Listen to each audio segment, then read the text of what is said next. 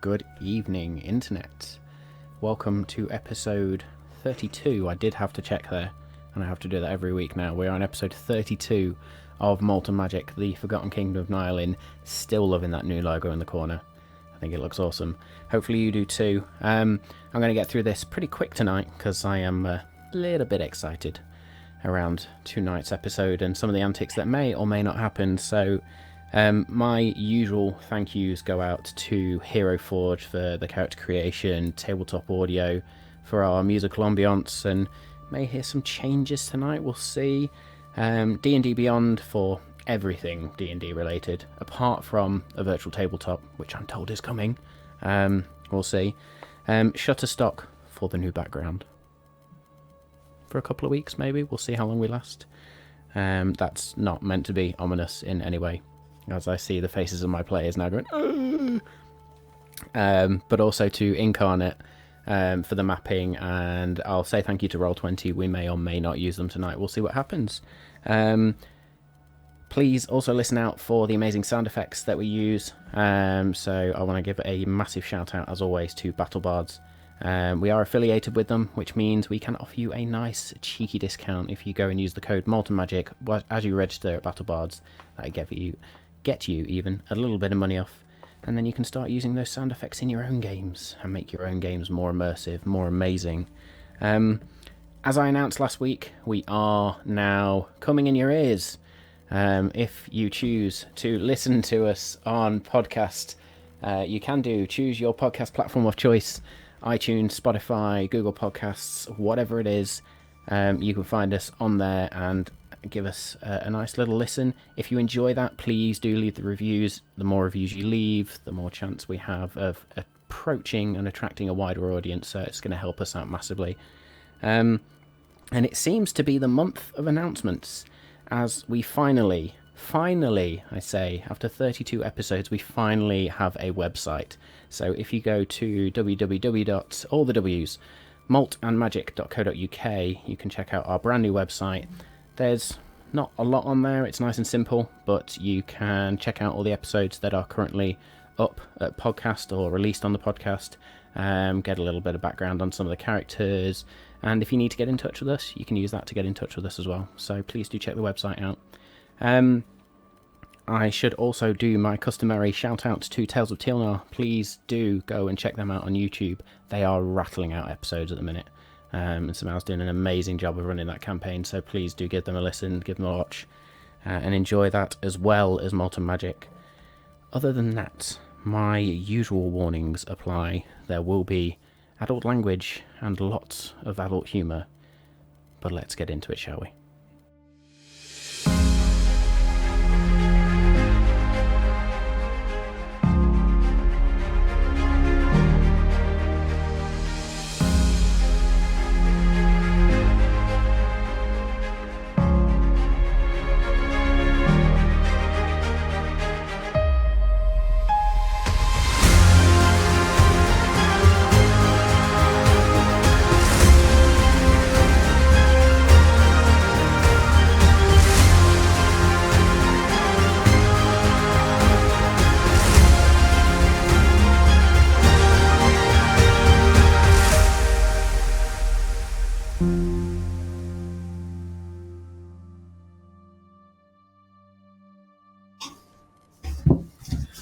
Do you know what? I actually forgot about it a little bit, and then when it came on, I was like, "Oh, I forgot about it." My favourite bit is where it goes, "Ooh," and then just goes, "Boom," and it kicks in when it starts announcing all the character names. When the beat drops. When the beat drops, yeah. Oh yeah. It just so happens to be when my name comes in. I don't know if that's a correlation or not. Usually. So I don't think we did this last week, but we should have done. We'll run down the lineup. I mean, you've seen the lineup on the new intro, but I'm Matt Isbell. I am the Dungeon Master, and I also play the sidekick character of Bothrid. I am Danny, and I play the ill-fortuned and mishapful, and it's never my fault, honest. I'm Snow, and I play Kirik, the healer? Question mark? Maybe someday. I don't think in the next couple of episodes. I think we're going to be standing behind and going, okay, no. I'm Dave, and I play Dargon, the Goliath fighter warlock. Cool. So that is our lineup for tonight and every night.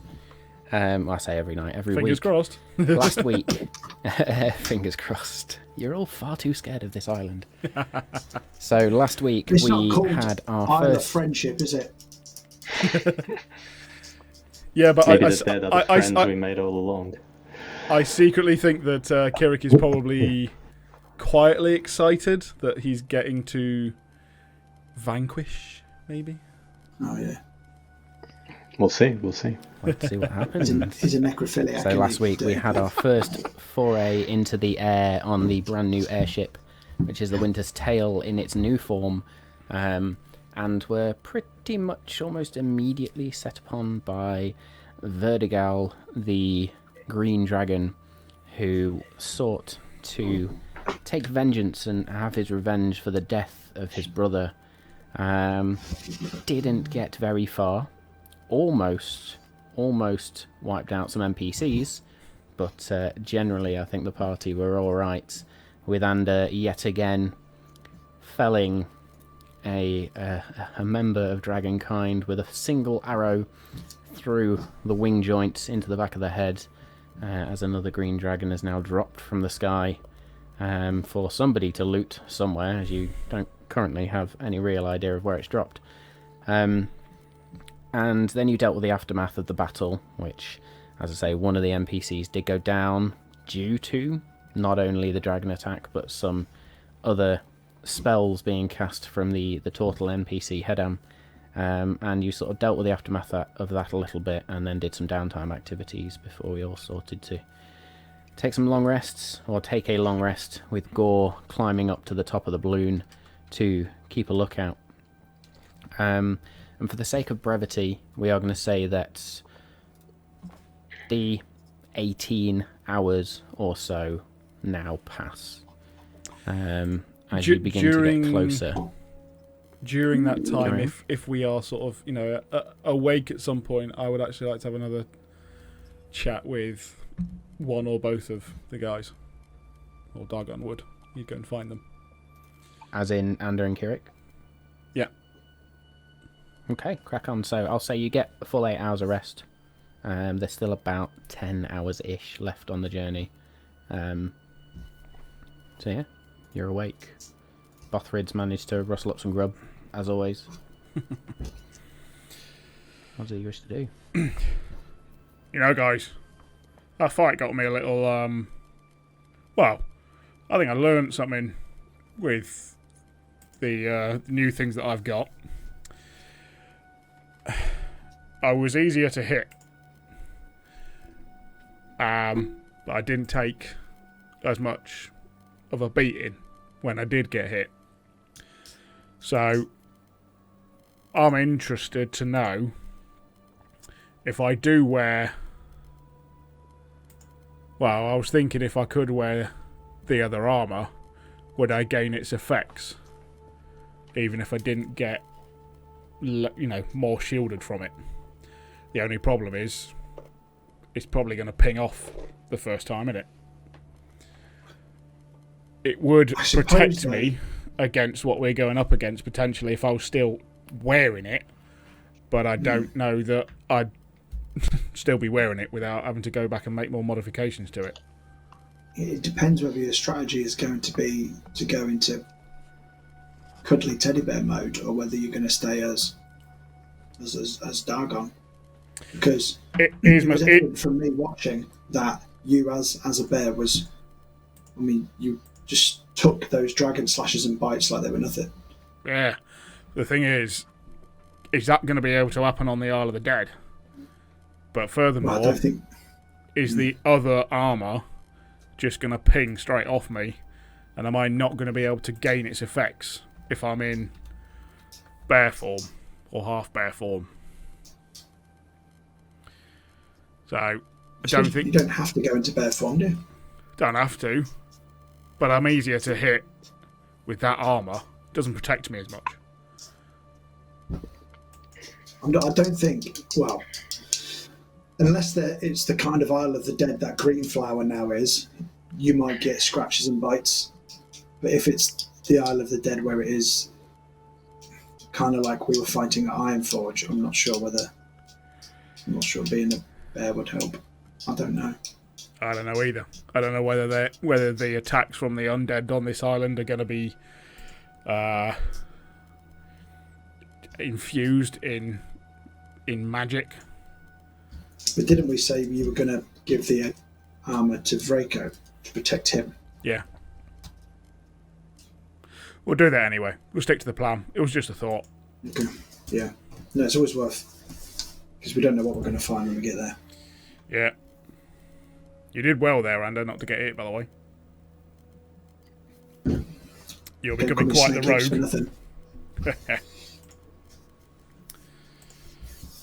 If only I could be so elusive from my ex-wives. Luckily, I'm on a different plane of existence. Otherwise, it'd be... Well, yeah, the length you go to, Ander, bloody hell. Yeah. I don't have alimony payments in Ireland, that's a bonus. That's what you think. What do you think that dragon was here for? No, I'm kidding. I don't have any bastard children that I know of. Kirik, you're awfully quiet.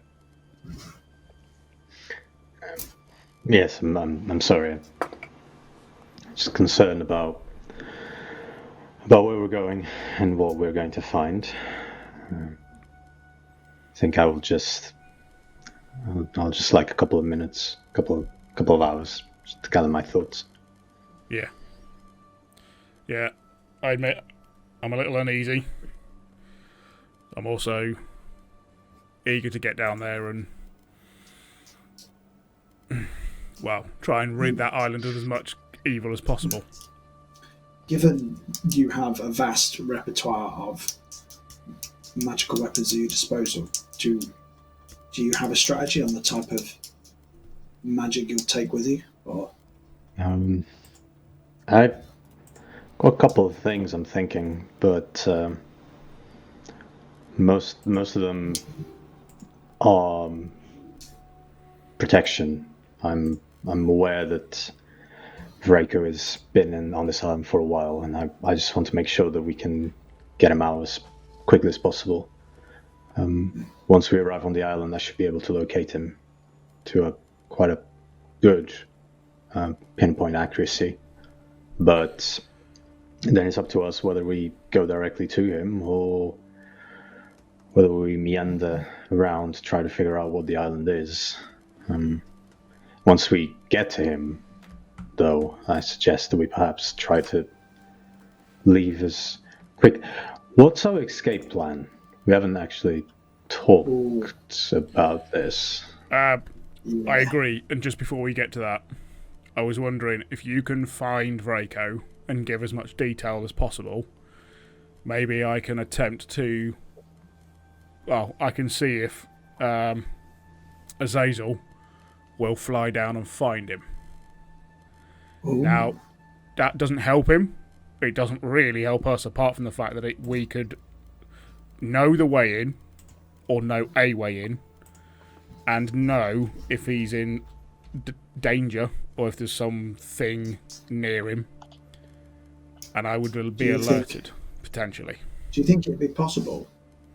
I'm not sure of this airship's capabilities or what's it going to be like once we get to the Isle of the Dead. You know, strong winds and all that. Whether we could, if we could locate Vraco towards to at least within a certain quadrant, we could just drop down from the airship, grab him, hopefully lift back onto the airship quickly and get out of there. If he's high up, you know, in some sort of structure, maybe, yeah. If he's in a valley, obviously that might be hard to manoeuvre the airship. But that could be a plan. Rather than land and traverse across the landscape, we could hover above to where he is, drop in, get out. Kirik, did you notice any undead flying creatures? Because that will be a problem. I didn't notice when I scryed on him, but yes, I suppose the other option would be to maybe Dargon, if you can. Can you levitate more than one of us at the same time? Is that something that you can do?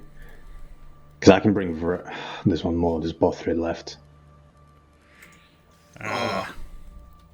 You know when you do your throw your axe teleport thingy? Yeah.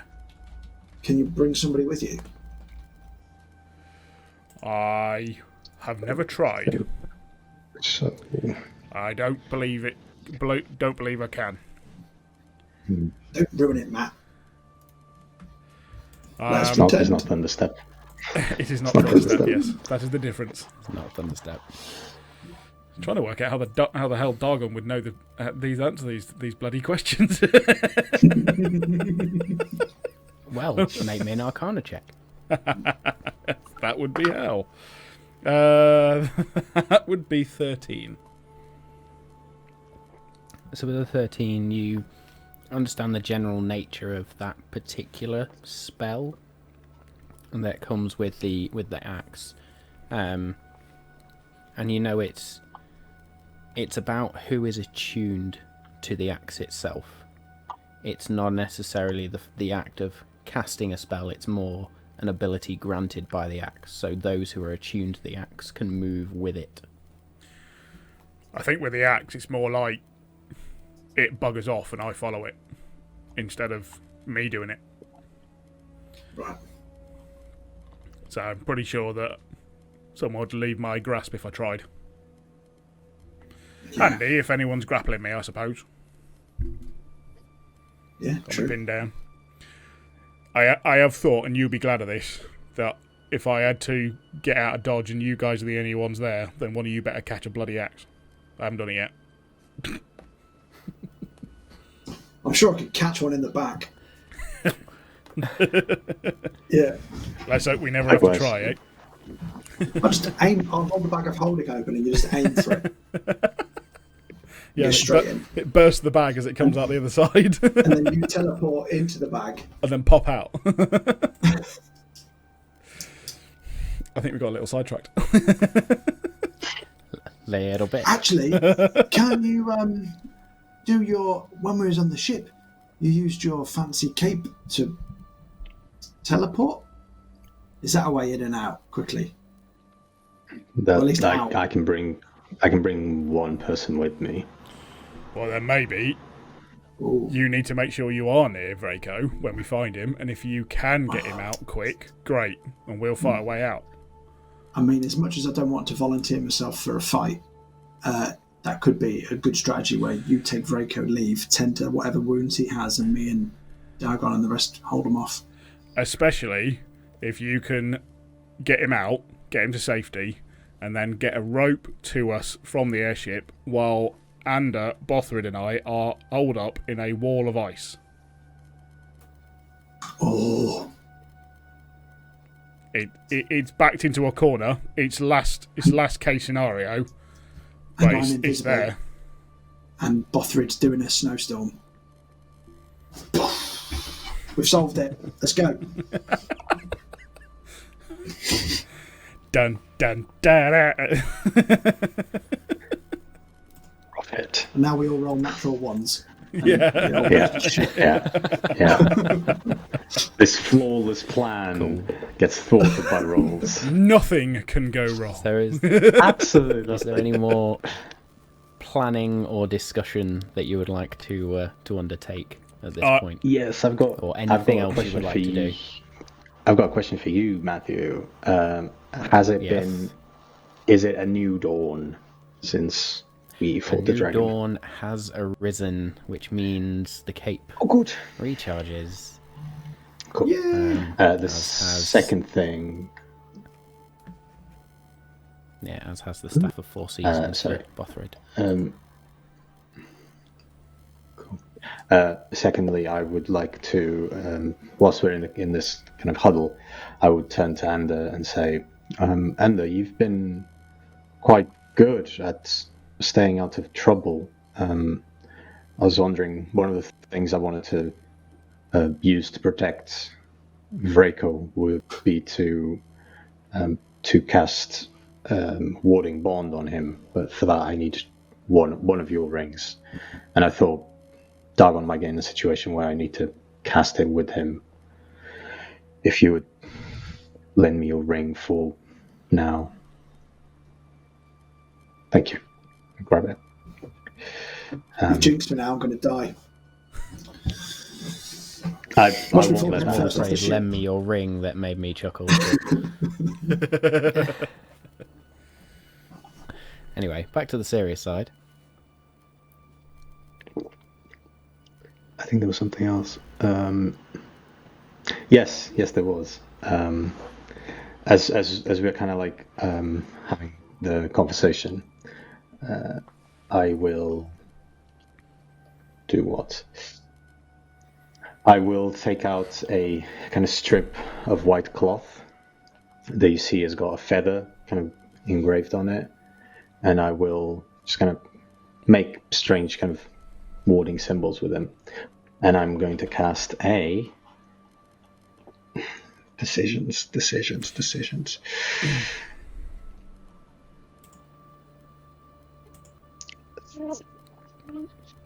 Well, third level aid on Ander, myself. Might I suggest you wait to do that? Oh yeah. Say Oh, hours, yeah. isn't When we get So, closer to the island. We'll say as you get closer, you will cast that. That's fine. Yeah.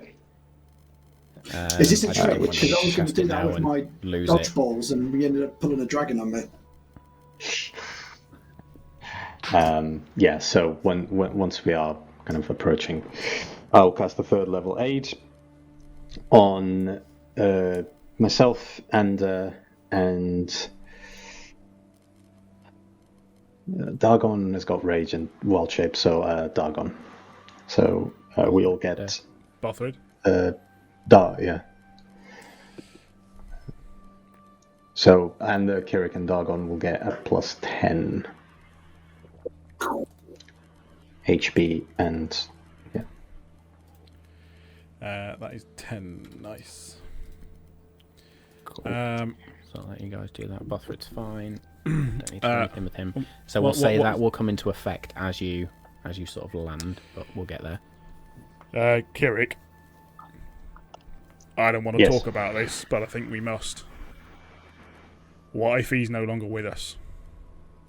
And I mean that in he's dead. Or more worryingly, undead.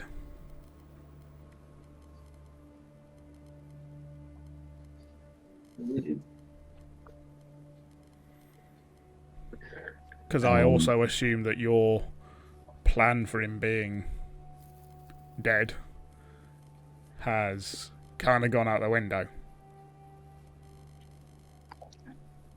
So we can find a diamond within 10 days. Not exactly. Okay. But if he's...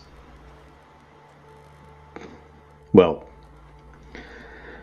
there's always information to be known, so if he's undead, we have to finish the job.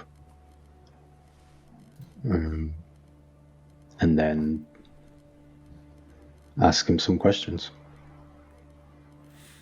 I'm really hoping it doesn't come to that. Me too. Cool. Alright then.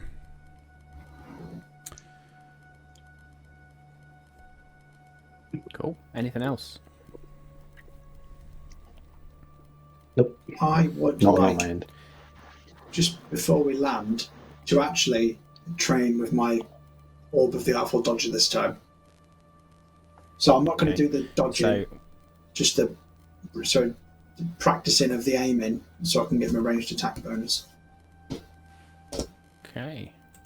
So I don't think you have to do anything in... No, if I'm dodging, I have to do my dex save and throw, but with the ranged attack now, I just get +1 for 2 hours. Cool. I want to land. So we'll say, because you've still got sort of 10 hours of time, we'll say for the sake of that, you spend some time just yourselves preparing your equipment, making sure blades are sharpened, making sure armour is secured, making sure any equipment is ready to go, packing rations, which you've packed onto the ship itself. And probably around 6 hours in, you notice that the cloud is beginning to get thicker. Much thicker. It's almost like a very thick fog on deck now. And there's mutterings as sort of Charlie turns around and says to the crew, "We're going to have to come out of this, boys. We're going to have to descend. Don't want to accidentally fly into a mountain. Don't even know if there are mountains this way.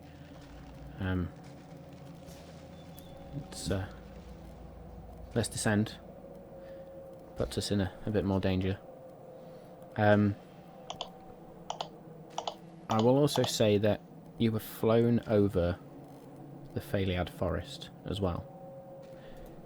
And because I assume you would all do this, you take this moment to sort of look out to try and see if you can spot anything in the Phaliad forest. Yeah.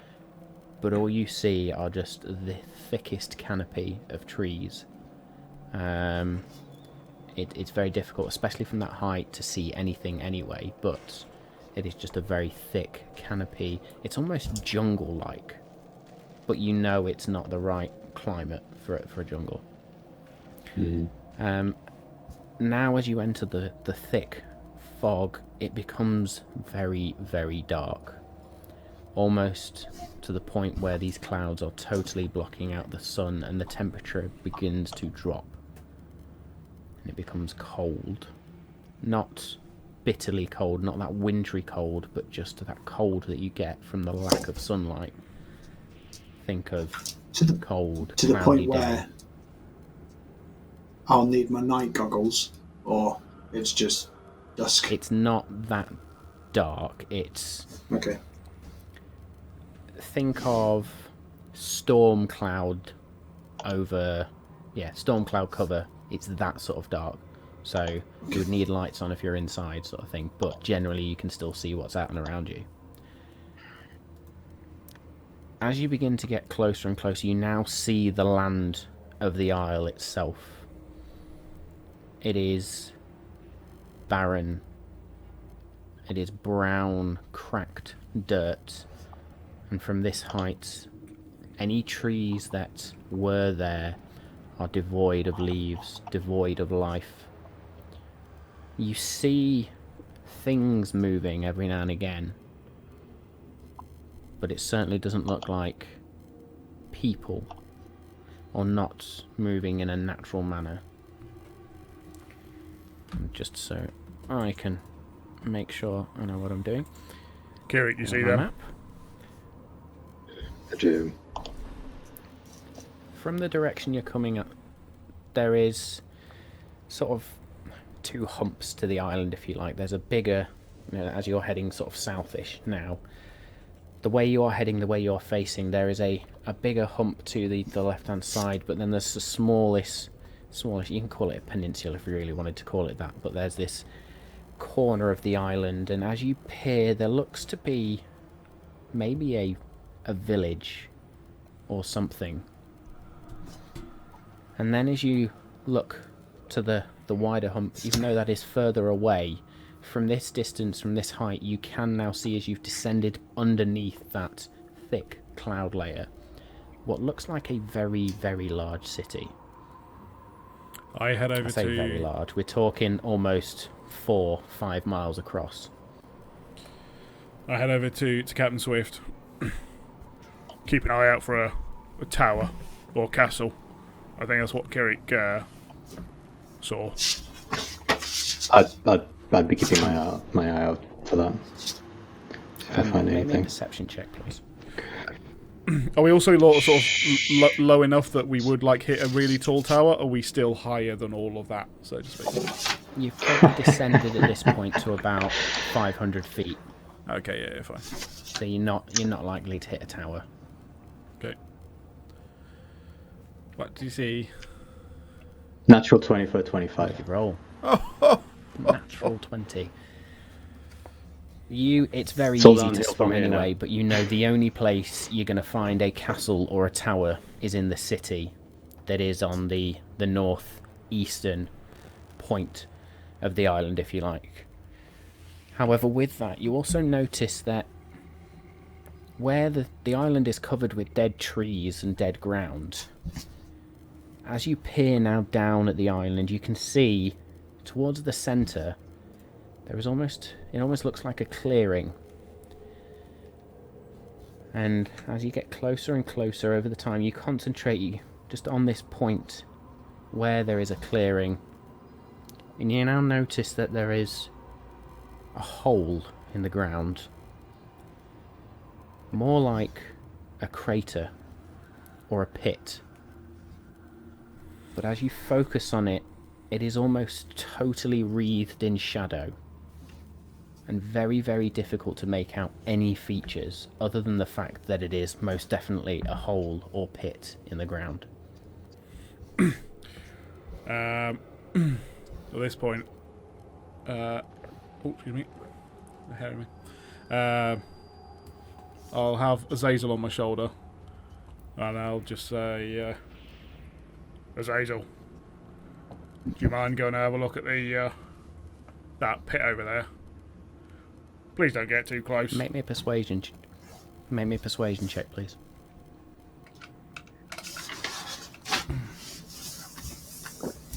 Ooh, mine. Yeah. Where's persuasion? Ooh, 19. 19. You sense a distinct reluctance from the great grey owl on your shoulder. But as those golden eyes meet yours, there is a gentle hoot, and Azazel takes off. How far do you want Azazel to fly? How far? Okay, so how far? You are 100 feet up. Yeah, so we're 100 feet Sorry, up. 500 feet up. Yeah. And a good... What are we... Probably a good 18 miles from where this pit actually is. It's quite a long way. Telepathically then I'll be like, stay 100 feet ahead of the balloon, just keeping an eye out. But do not go any lower than we are. Okay. Can you make me a perception check then? With the owl stats, I believe? Yes. And perception is wisdom, yeah? Mm-hmm. Yes. Oh, natural 20 for a 22. Rolling them out today for perception checks. And natural ones for the fight. So there we go. The owl also has advantage on It wisdom does, and I completely forgot, but I perception didn't need checks to run as it this time.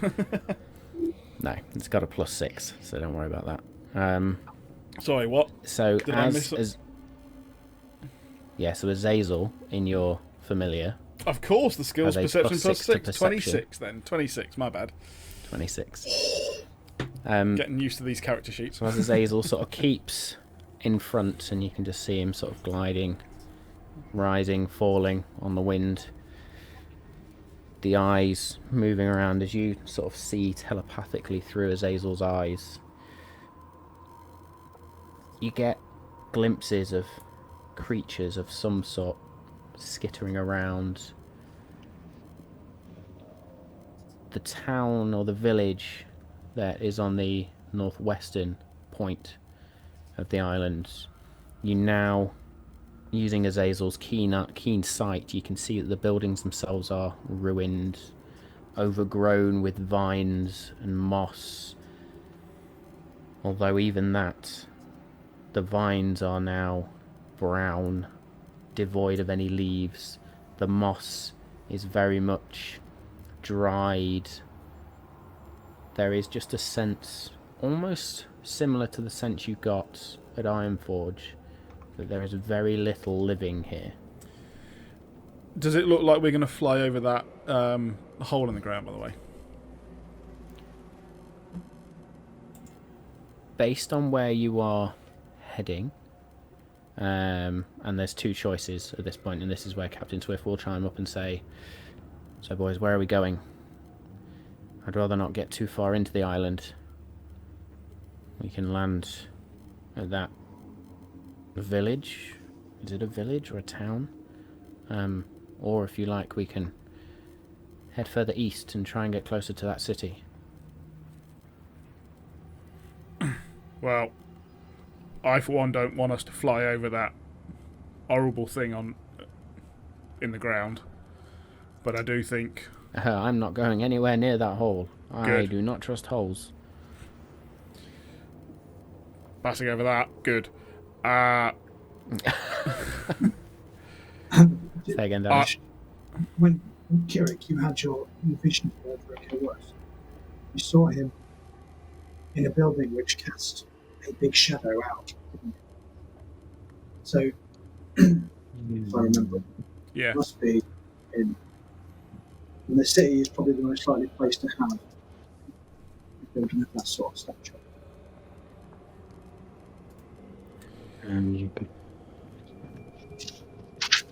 Yeah. No sun. Yeah, Captain, if we could head perhaps closer to the city, that'd be of great help. Even if just for us to have a look, see if we find any towers. You, So at this point, she just spins the wheel round, and the airship slowly begins to verge more and head more towards the east now. And she looks. Probably be there in maybe just over an hour and a half. I hope you're prepared, boys. Mm-hmm. ready for it. At this point, I'd cast aid. Cool. So you cast aid now. Danny, I'm going to say you spend an hour practicing now with the orb, which will then give you your 2 hours bonus. Yep. And you get closer and closer, and the captain says, sort of turns and at some point says, "We're going to start descending. If this is where you want to go, we're going to land. My crew stays here. I will not risk this ship." I'm not. Yes, I agree. I'm just thinking, guys. I know we were talking about it, but I'm a little uneasy with this thing getting actually to the ground. Should we try and descend via rope or something? Captain, how quick can this thing ascend? Well, it will take its time. I think perhaps to be on the safe side, yes. Descend via rope. Yeah. And then we will maintain our altitude and stay here as long as we can. We need to decide, though, boys, how long we wait.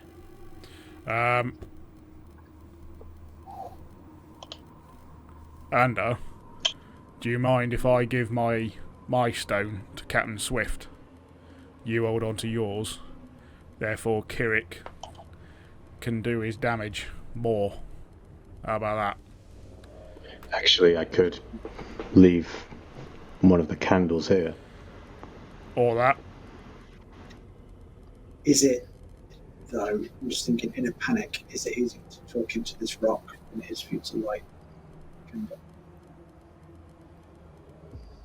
That's also true. Might be better. Look, we haven't used it to talk to each other yet, because we're always with each other. Yes, good idea. Obviously, it may not be the case this time, but maybe we do. I do leave my stone here, yeah?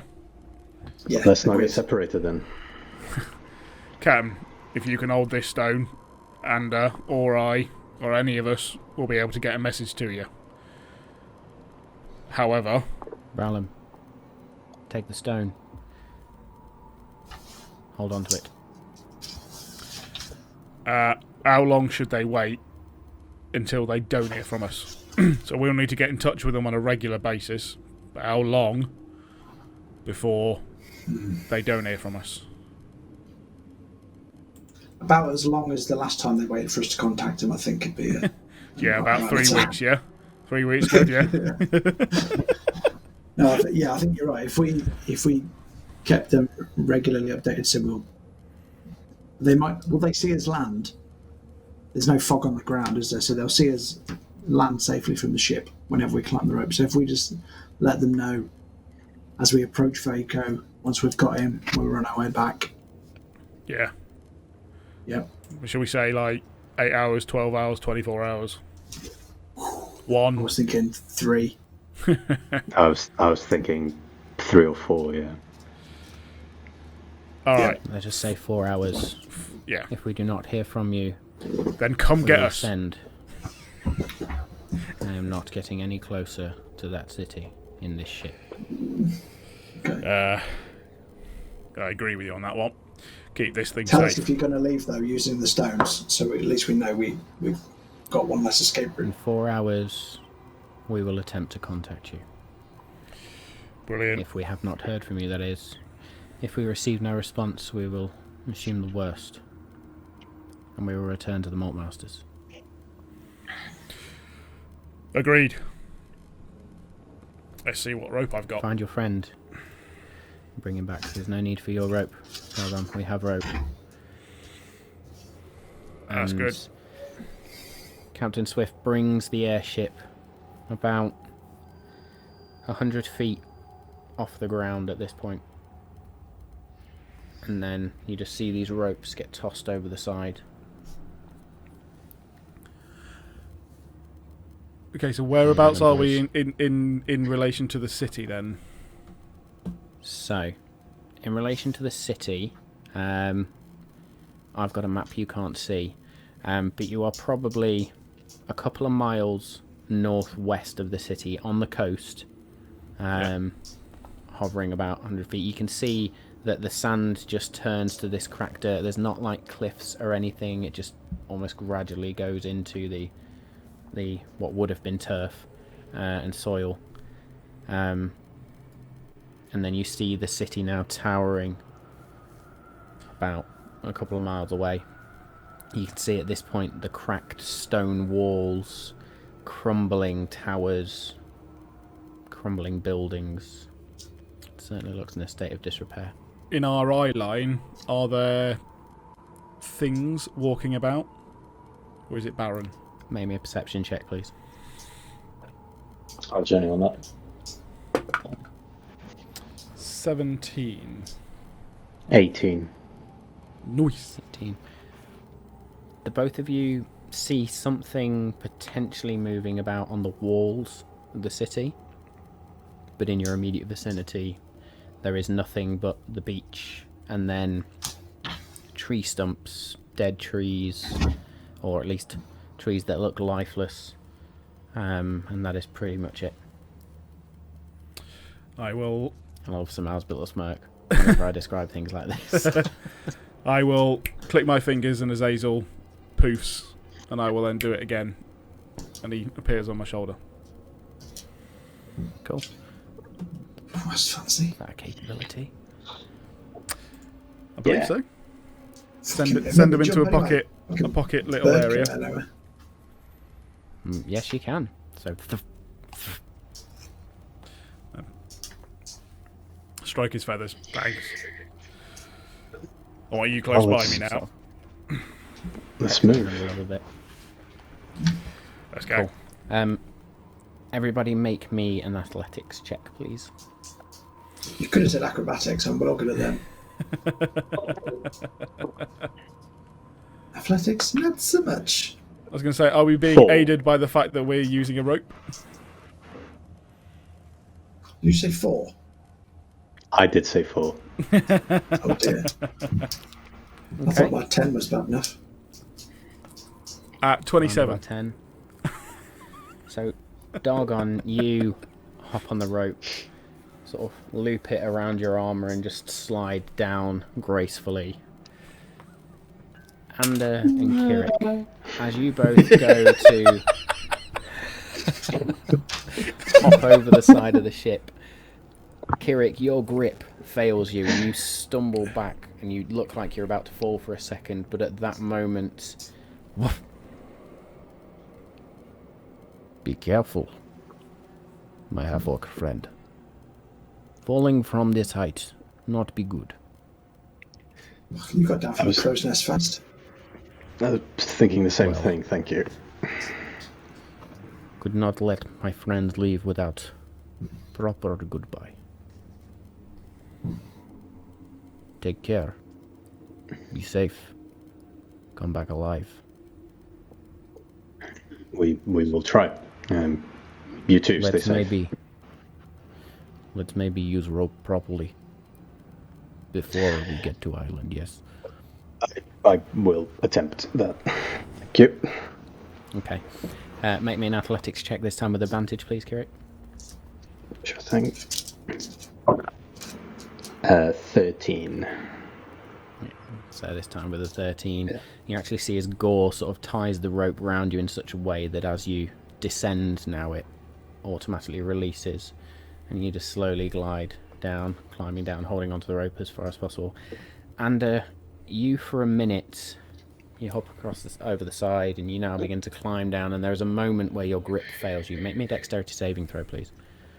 Okay. 28.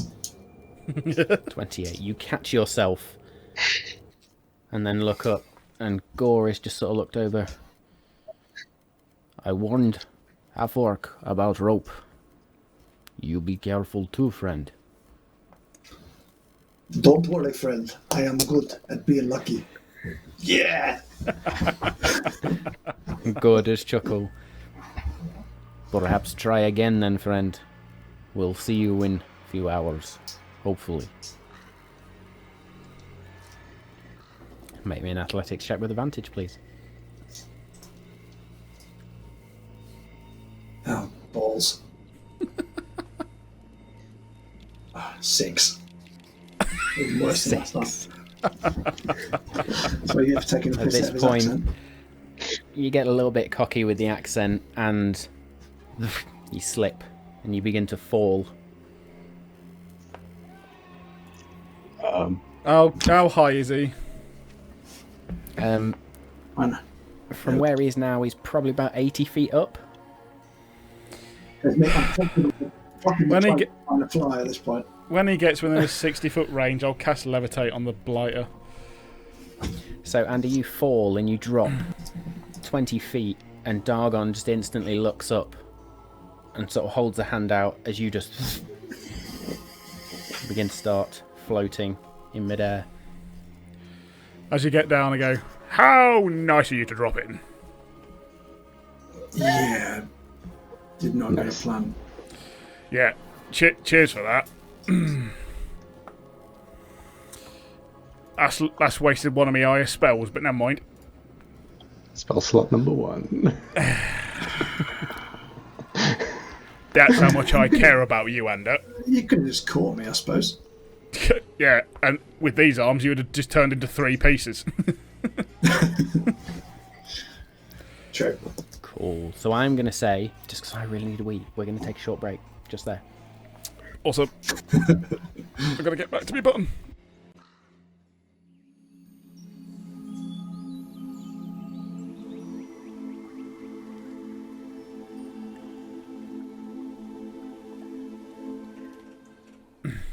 And welcome back. Yeah, apologies for that. We had a few technical issues to sort, and I had a few DMs bits I just needed to quickly get sorted. But we are back. As always, after our breaks, massive shout out to those of you who are following us on Twitch and have been following us pretty much from the start now. You know who you are. We love you. We always love you. We say it every week. But thank you very much for sticking with us. And thank you to anybody new watching as well. We hope you're enjoying it. Granted, that was a slightly longer break than planned. But we are back.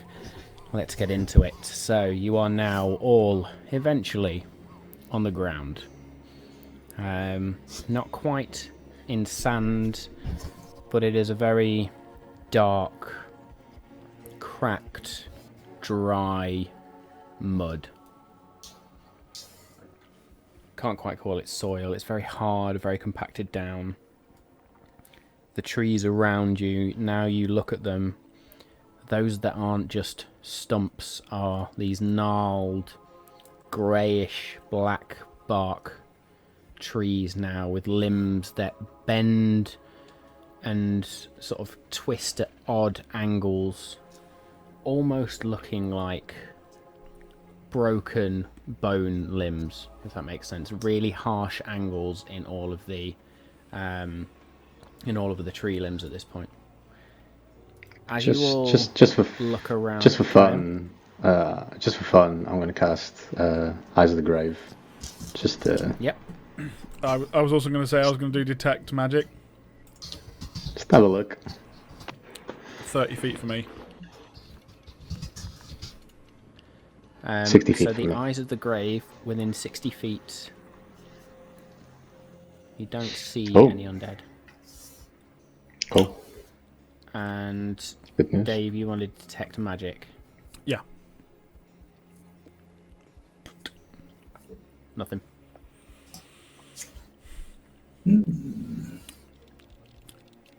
I don't see anything magical, Kerry. No one dead around those trees or anything, so looks like the coast is clear for now. Yeah. Do we see... Practically a paradise. Well, wouldn't call it that. Do we see the town from where we are? Yes, so you can see the town, not the city. Well, the city, yeah, sorry, from where we're going. The city. Where So we're you do trying to see go. the city. It is a couple of miles eastward from where you are. And now you're on the ground. You can very much see that the battlements of the walls around the city are crumbling and broken. What looks like a great gate or entranceway to the city. You can see the gap there. You can see some huge boulders around, but you don't actually see a gate as such. So if there were doors or anything, long since gone. Is there any tracks or signs of movement from where we are? Make me a survival check, please. By the way, did Bothrid make it down the rope all right?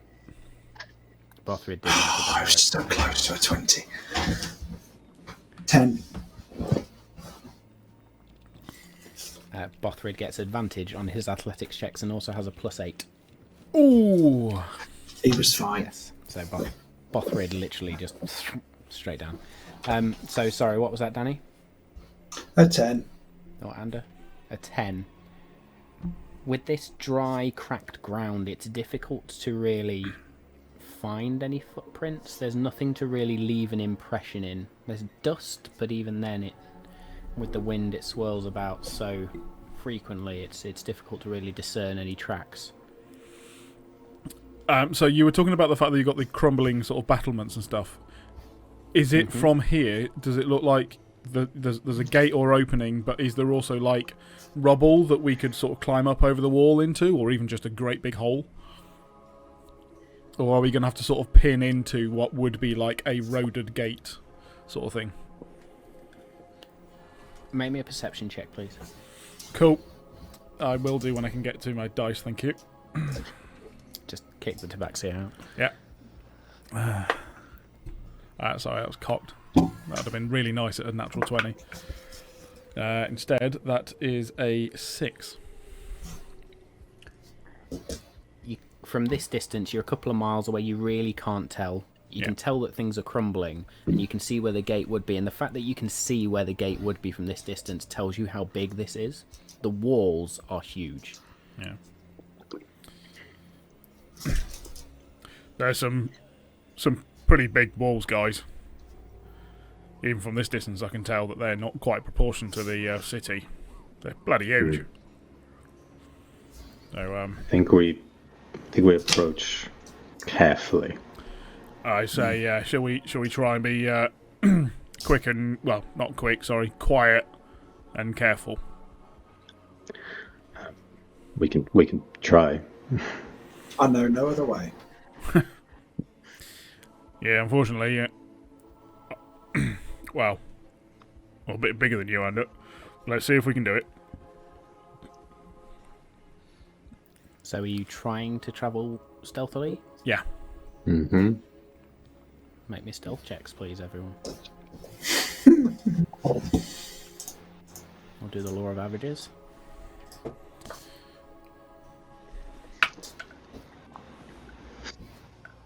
16. Ander? 24. 24, 16. 6. Kirik. And Bothrid rolled a 7. Oh, fuck, that's equal. So for the sake of this... Okay.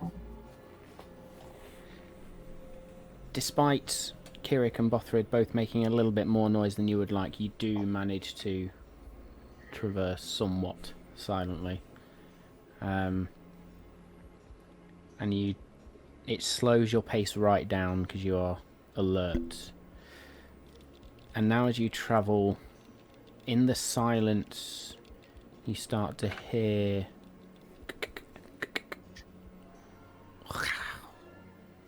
just the odd sound coming from what would have been a forest. Now you sort of look around. All the trees that surround you. Everybody make me a Constitution saving throw, please. Oh, fucking bastard. You called that, Dave, in the week, to be fair. You did call that. Of course I told called you to it. give him ideas. I told you to give him ideas. Can I use Give me Can I ideas use a in the lucky point? slightest. If you want. Because I'm feeling nervous about it. So I want to roll twice. That's 15. 15. 21. I'm glad that. Kirik. Ander. So, 17. 17. And Bothrid gets a 21. So, good to know. Thank you very much. And we continue on. Lovely. The trees are getting more dense around you. As you now approach, you can still see through the trees, or through these dead trees, where the city is, and you wind your way now through, slowly but carefully, making your way through. And again, there are these strange sounds.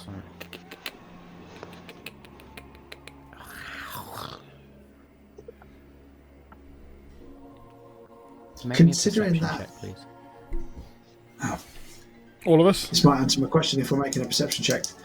Consider that we know Vraco is like lapped somewhere that creates a big castle-like shadow. Is there any light or anywhere that is casting a big shadow? Is the shadow coming towards us, away from us? So we might know what side of the city he's on. But then again, it might be a different time of day. Sorry, perception Sorry, check? did you say... Yeah. Perception check. 9. 9. 7. 17. Oh, 17. Again. 17. Kirik, Dargon, you see nothing. Ander, as you're looking around, there is movement to the left of you. You could have swore you saw something that maybe was a spider, maybe was a crab, or something scuttled. But now you see nothing. Instantly put my hood up and go invisible.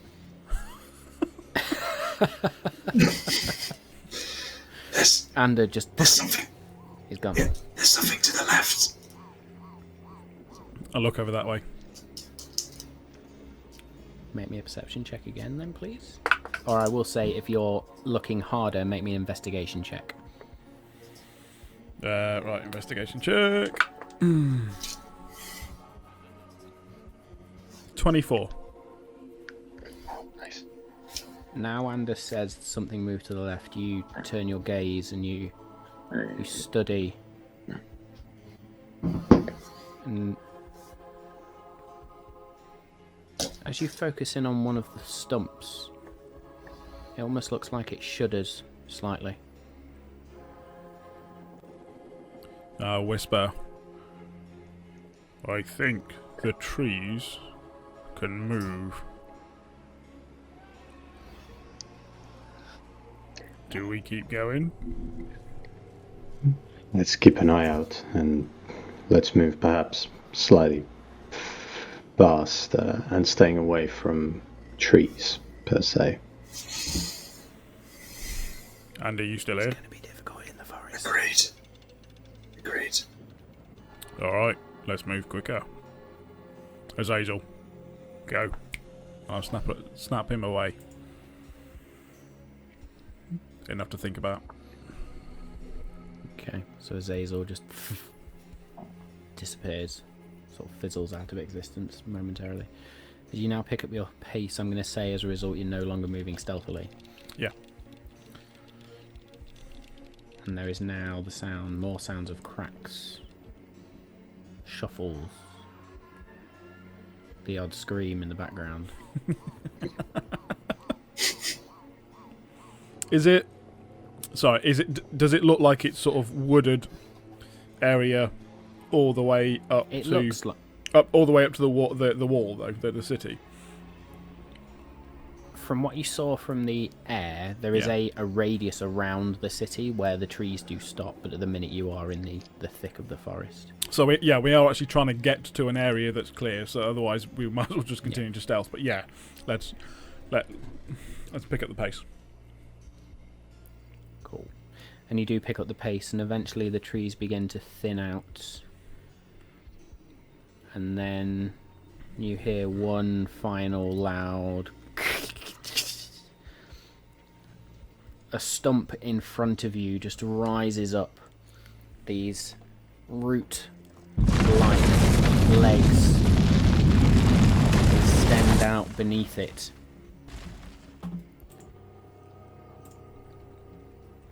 I am Groot.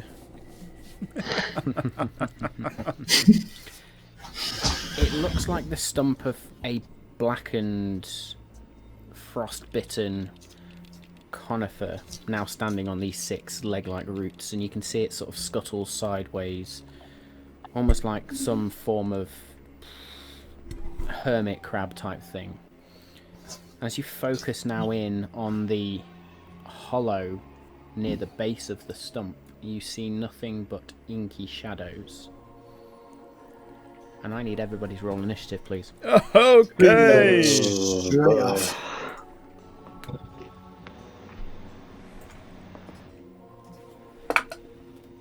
Oh, fuck. Oh, that's not good. I have a +6. What have you got? 7? And I still managed a 9. Yeah. So Ander got 9. Doggone. That'll be a 22. 22. Natural 20. Kirik. Oh, that's a 9. 9. Off to a good start. Alfred gets 15. So Ander and Kirik, roll again for me, please. Sure. You're probably going to go first. I don't think you can roll less than me. I rolled a 7. So. I rolled a 18 that time. Okay, so we'll round it up to 10. Cool. And let's get the magic going, shall we? Oh boy. Dun dun dun. Let's fuck 'em up. Everyone's got a +10 to their hit points. Yes, Well, you're not right. not everyone. Everyone apart from Bothrid. Because Yeah. he rages, he's fine. Yeah. I say. I'm invisible, I'm fine. I'm trying to win invisible. Hey, you eat triple digits, and I've got to sort your title out because it doesn't show that. So while we're sorting that out, title, find yours. There it is. 10 out of the 100. There you go. You look like you got 13, Dave. And I look like I have 13, so that's going well. Current HP There we go. You ain't Sweet. got too many hit points when you need to change font I've size. just realised the token I had chosen does not look visible on the map, so I'm just picking a new one. It's alright. I've just switched on Teams because I realised I hadn't got it up. Boop, boop, boop. Is it? Are we on roll 20 or not? It will be on roll 20, but don't worry about it. It's good for the Roll20 seems to be really good for that. You know, the movement stuff and tagging people. And My favourite bit is the line radius. that tells you how far the distance is. Yeah. And radius effects stuff, yeah. Because you think, 10-foot radius, that's not that big. But when you actually do it as a circle around you, it's quite a big, it's a bigger circle than you think, isn't it? Yeah. Also, try and do that in your mind when you are working on grids. You like square, circle, how do I fit that in? Is like, is it going to catch you? Is it not? You know, it really does help visually, especially when you can't just get a disc of perspex and put it over and just go, this is how much. Cool, so I need to go... Let's get this map up, shall we? Yeah. And I'm just seeing if I've got any like weed killer spells, but I don't think I have.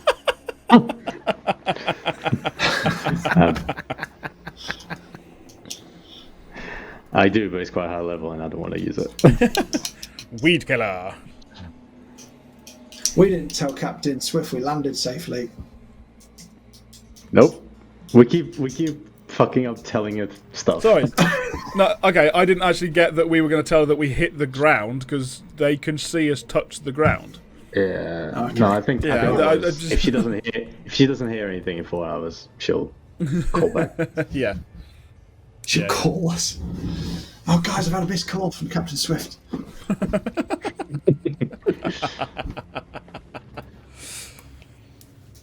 Okay, so we are up. We'll get the map up in just a second.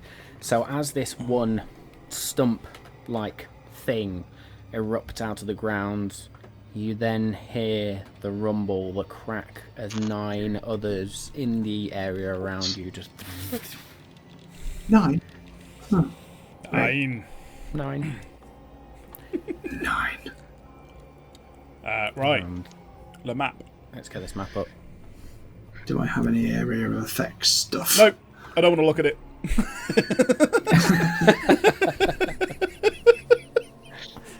Let's So go home, the guys. squaddies are literally just these things. Cool. Are they all the same size? Or is the one in front They're of us all like the same biggest size, one? and they Okay. are, for the sake of this, they are actually considered small, but it's obviously difficult. Got ya. Okay, yeah. Got ya. Oh, okay. Less scary. Well, we say So that. they're not the size of you, they are literally stumps instead of just... Yeah. Okay. Cool.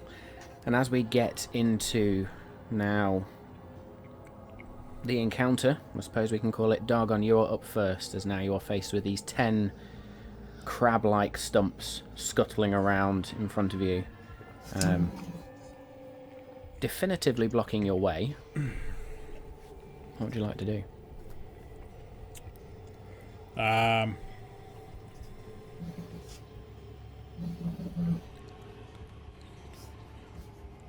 Oh, great. I would like to go southeast, please. By, let's say, 20 or 25 feet. 10, 15, 20, 25 there. Yeah. This is sort of theatre of the mind stuff because I know it all sort of happens at once. Do they still look like they're kind of trying to block my way? The way they scuttle around, you can't quite work out whether they are attempting to block your way, but whether it's the definitively block your way or get to you, but either way, they are in and around you. They are not getting out of the way. Fine. I will pull out my blink hand axe because I believe that I moved 20 or 25 feet, so I won't have enough movement to get actually in range.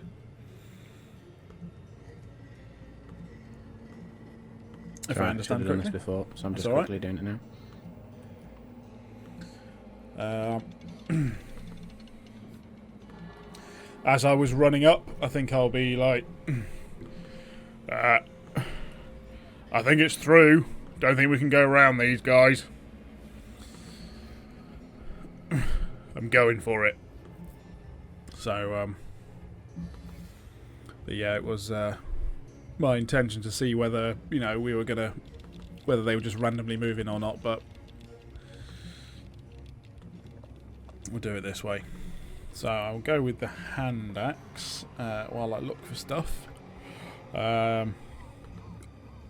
Yeah. Okay. So throw. A. Rolled hit, please. 23. Roll hit. 7 points of damage. 7 points of... slashing damage. Thank you very much. So you just throw the hand axe and it... and makes that dull thunk of an axe hitting wood, and is just embedded in this small crab-like stump now. With my bonus action, I will summon it back to my hand. And I'll throw again. And you throw it again. Nice. Almost like a long-range woodsman. For 25 to hit. Yeah, that'll hit. For 8 slashing damage. 8 slashing damage as again the axe just and lapses into this creature. This time, it will stay there for a moment. I can't summon it back. Okay. Okay. That's me. Okay. So, A is just going to scuttle straight up to you, and is going to... You see this from that inky blackness in the hollow where the stump is. This shadow tendril just lashes out, and is going to attempt to hit you for an 11 to hit. No. Okay, so that one's going to miss. B, 5, 10, 15, 20, 25, 30, 35. Well, we do 35. It's going to get to there. And it's going to try and do the same. For an 11. No, sorry. That is a 14 to hit. No. Cool. So, let's see at this point. 5, 10, 15, 20, 25, 35, 40. It's going to scuttle up to there. Where's D? 5, 10, 15, 20, 30, 35, 40. Same again. That's going to be a 15 to hit. No. Doing well today. E at the minute doesn't make a beeline for you, and instead seems to scuttle around at the back. 5, 10, 15, 20, 25, 30, 40.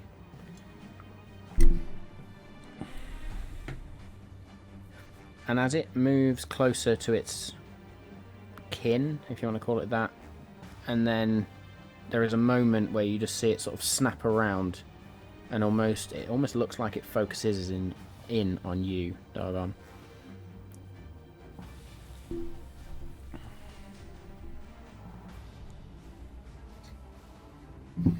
F scuttles in, almost sees you, and is then going to go 10, 15, 20, 25, 30, 35, sees the rest of the party, 40 up to there.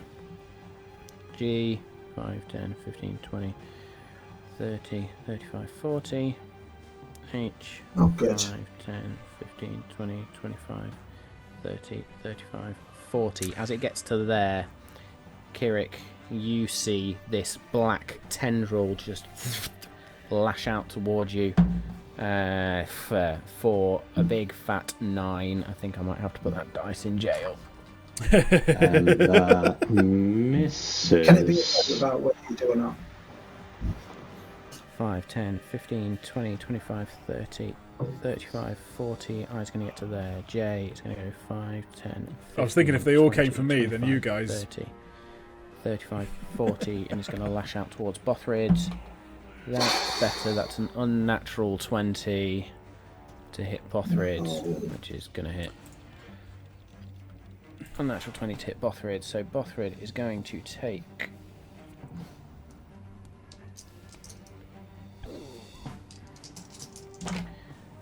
11 points of cold damage and 4 points necrotic for a total of 15 points of damage.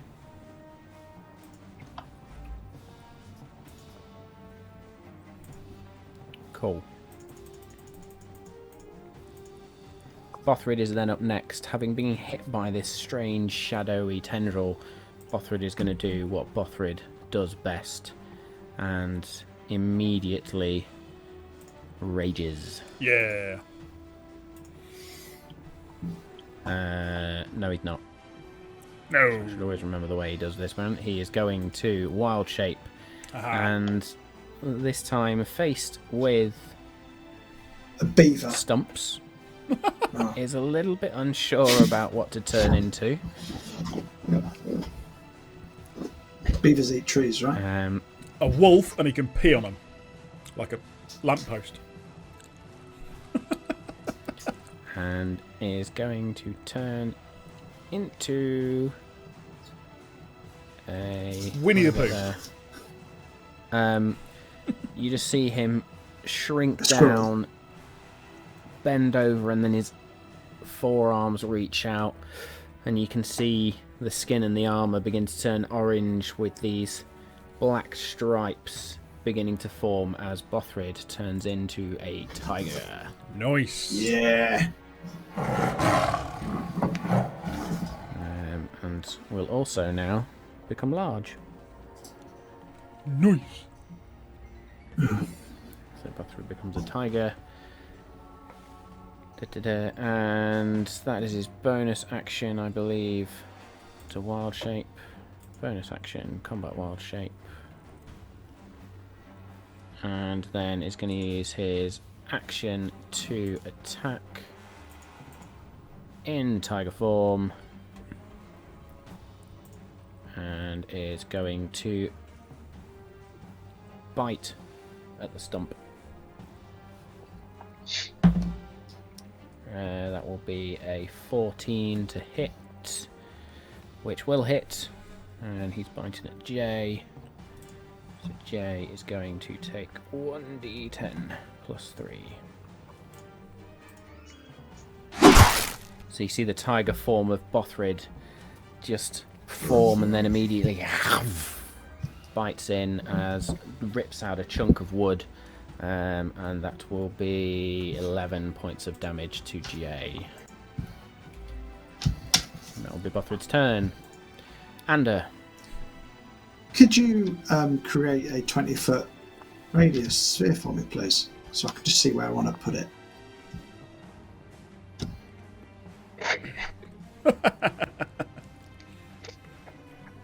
I know what's coming. I'd just like to destroy you all. Why Cheers. can I not draw? Um, I know you can do it on Roll20. You need to press Alt and then so draw shape Alt and then press and hold Alt, I should say. Ah, there we go. Yeah.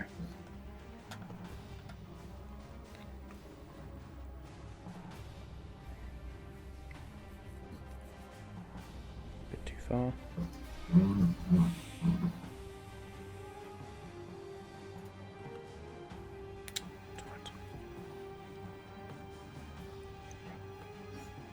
That work out?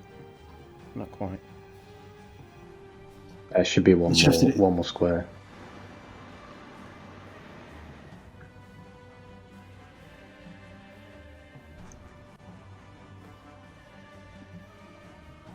Yes, it'd be 20 point.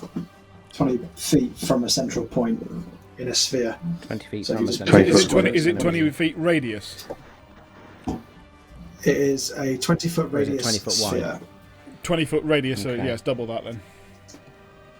Yeah. Ouch.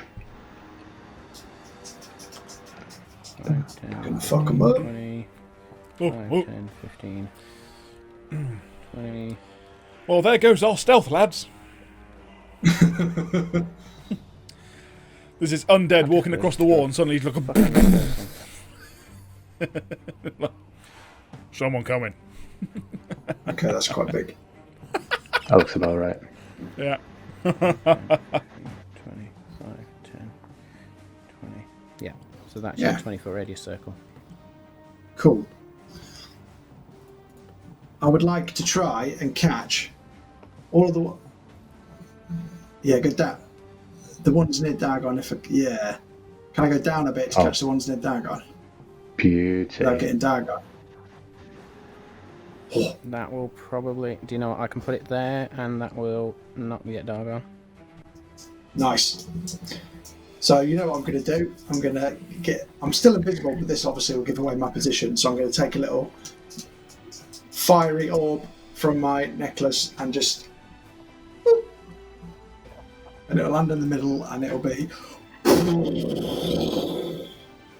napalm as fuck. Fireball. Okay, you need Dex do 15, just- please. chuck it. 1,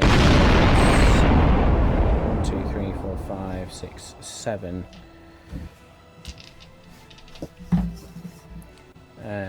What have we got?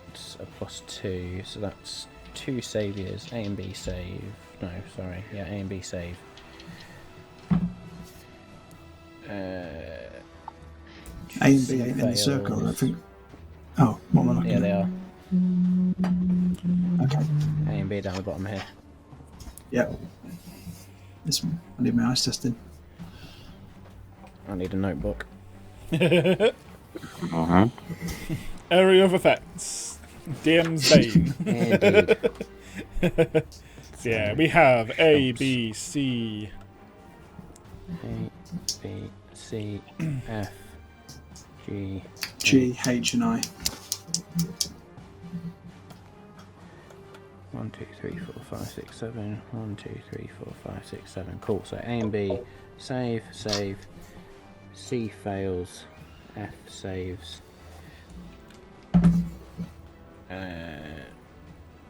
They both fail. G and H fail. And I Better roll high on this one, Danny. fails. Hopefully. I'm hoping for So 8 3 sixes. successes, 4 failures. So we're going to half 3 of them. Oh, that's a bit ropey. Oh, that's a bit shit. I got loads of 2s and 1s. 23 fire damage. So if you half it, it's 12 for the ones I saved. So 23 fire damage on a successful hit, yeah? Yep. So 23 for 4 So of for them. those that 12 for 3 of them. saved...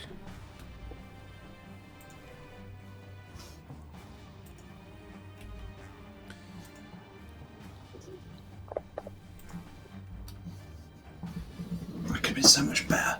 A 3, a 2, a 2, a 1, a 3, and a 3. Ooh. Oh, yeah. That's well below average. And there's obviously 2 more in there. I've got 1, 6. And the rest were 3s, 2s, and 1s. Oh. That's shocking. Oh, It's unfortunate. Kyle, the dice As- roll. The rest of you see as Ander blinks back into existence and blinks as his arm is thrown forward, and you see the small little gemstone, opal, whatever you want to call it, just fire through the air and lands in the middle of this forest area, and then there is just this as a fiery sphere just bursts out, and the dried wood of the trees just catches on fire. The stumps themselves erupt into flames, and you can hear this sort of strange as wood begins to crack and pop. Nothing took half damage there. Those that saved still took a considerable amount of damage. Those that failed, you now see are actually lit on fire and are burning away. They are more than bloodied. They are fucked. And I will use Take my it that way, cunning you will. action to hide. Cool. Now I've done that. Where are you going to hide? Are we in the trees, right? Are we still in There's the a tree trees? down here if you want to use it. Yeah, I'll have a bash at I that. don't think you can quite see it on the map. Yeah? Make me a Yep. stealth check, please.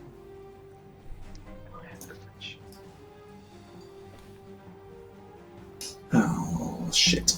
12. And that's with advantage. 12. Yep. You managed to get around here and hide. Okay. That'll do. Happy days. Kirik.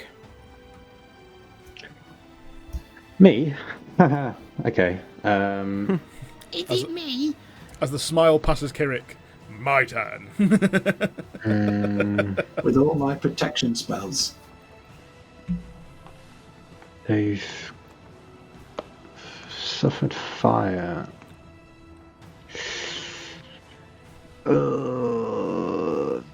Okay. Sure.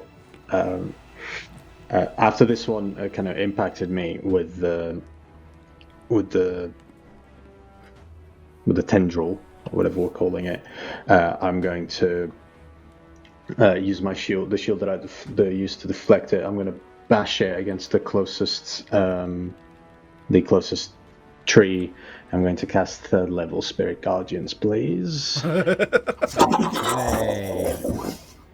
Have some of that. Night. That'll be I'm going to use all my good stuff on these fucking tree stumps. 15-foot radius around me, please. Did you You keep need to that move up. circle you just drew? I was about to say, do you move up to H first? This is the easiest one. Nope. I don't move up to them. Yeah, that's easy. Oop. Great. And after I do that, I'm going to move. Where's best?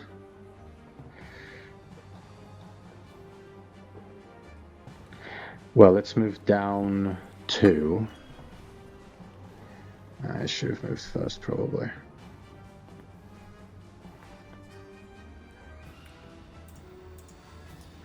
Oh, I should have moved first. Bad.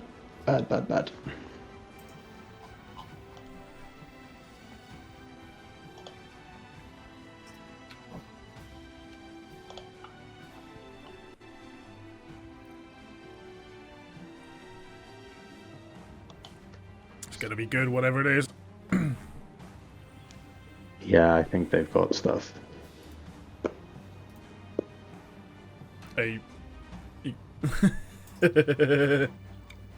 Well, I was attacked by 1, and it was 9 melee, which means they probably have reach. It's a very good point. What are we doing? I'm moving down. I've already said it, so I'm doing that. Yeah, where? Moving down 2. Moving down 2 for now. Okay, so move down to there. And then As the spiritual 1 ravens just swirl around you. Yeah, 1 diagonally kind of southeast, Alright. please.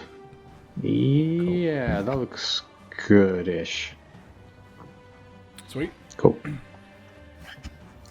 And that's my turn. That's your turn. Back up to the top, Dargon. Now surrounded by 3 of these stumps, which sort of come up to about just below your knee. But they are all around you, and they are lashing out these sort of weird, shadowy tendril things.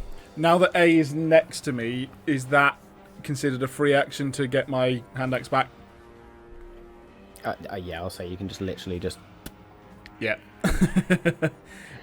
If it is, then I literally I'm going to get it back. Pull out the Warhammer, and again, if that can't be the case, I will leave the hand axe where it is. Bonus action. That will take your bonus action. Never mind. You're right. It will, and I forgot about that, so I won't do that. So I will cast Sword Burst cantrip. Okay. Which is a 5-foot radius around me, so we'll catch those 3, I believe. Nice. That is a. It's only for 1 round, I think. 1 action. Is that right? Fine. Yes. There's your 5-foot radius. Wonderful. Catch them all. Gotta catch 'em. Gotta catch them all. Yeah. That would be a dexterity saving throw of 13. A, B, and D. Let's get a third D20, shall we? There we go. A D20. Yep. Okay, so you said a dex of what? 13. A saves, B and D fail.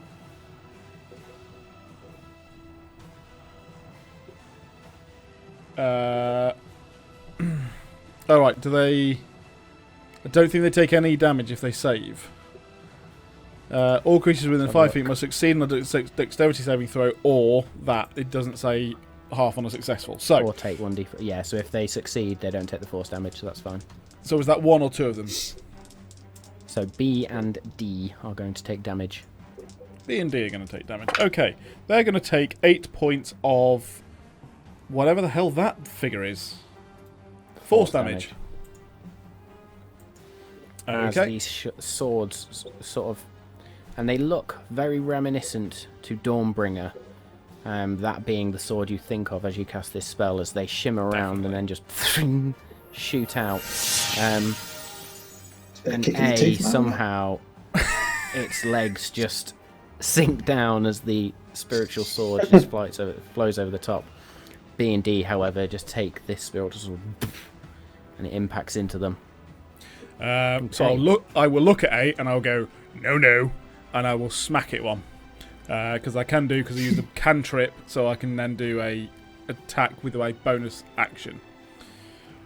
Because that is your Warcaster's... That's the one with the war magic, war magic, and so I'll use that. I'll use the hand axe because that was a free action to pick it back up, and so I shall roll. Oh dear me, dearie me, that is it's only a 14 to hit.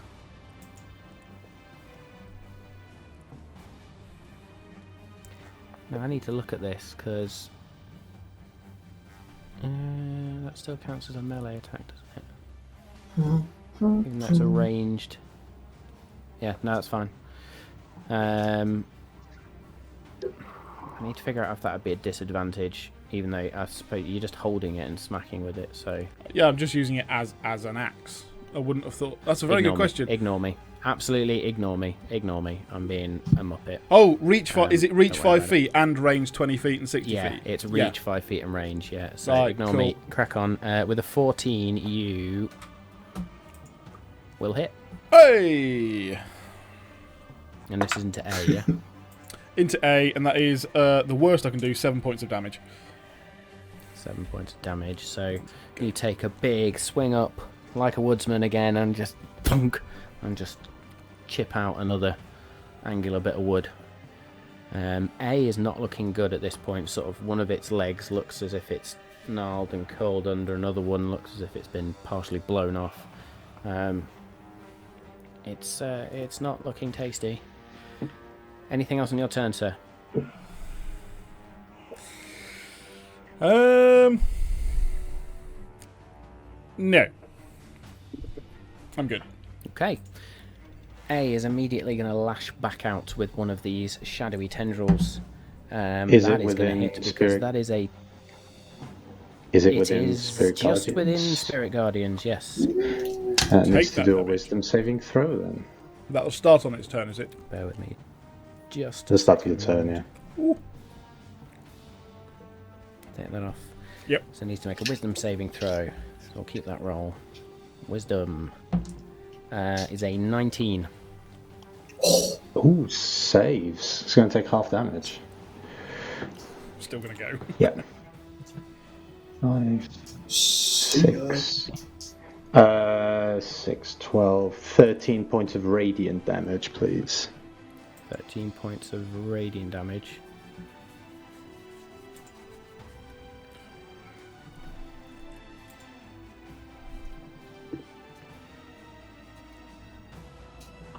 And that's based on your alignment, isn't it? Yeah. Sorry, I was just looking at that spell a minute ago, and I noticed it's got the 2 different types of damage, but it's based on your alignment, not their alignment, which is cool. So that was how much damage? Sorry. Correct. 13 radiant. 13 radiant damage. Thank you very much.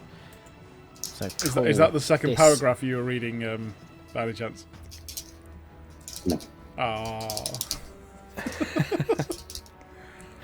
So as A now moves, and you can see that shadowy tendril begin to sort of form out of that inky blackness, there is this black energy that just, as the spiritual ravens just swoop past and impact into it, taking the damage, and it is knocked and sort of scuttles. Another of its legs sort of curls up underneath, and it's sort of wavering around a little bit, but it's still standing, and it does whip out this shadowy tendril to hit with a 24. So you are going to take 8 points of cold damage. No points of cold damage, I don't think. Yep. Wicked. But you're also going to take 6 points of necrotic damage. Ooh. Yeah. Like an arm, boys. B is going to make a wisdom saving throw and gets a 19 as well, so saves. What have they got as a plus for wisdom? Sorry, that one saved. A saved, so you only took half of 13. Sorry, my bad. Just realised that. That's okay. 13. And I just rolled an that'll be 11. 7 points to of this damage. one. Okay, so that will be 6 points of damage to B. As again, the ravens just swirl around, and as they impact on B, you can see chunks of wood, and the leg curls under as it's not looking good at this stage now. Just going to give myself a little bit more room. Okay, so B then is going to lash out at you, Kirik, with a shadowy tendril. Turns towards you. Did you Did you tell him how much damage your second thingy did? Was it 13 Yeah, twice? 11. No, it's 11. No, it was 13 and 11. And I think I just had a stroke. That will miss. Sorry, I missed it. I thought you looked happy then, Danny. Wisdom saving throw. C gets a 17. Oh, that's my save DC. So saves. So it does save.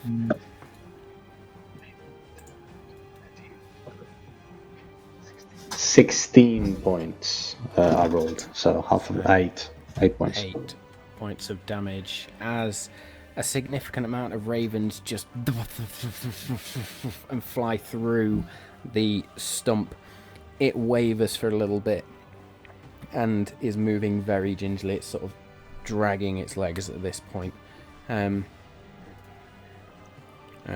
sorry, we're on C.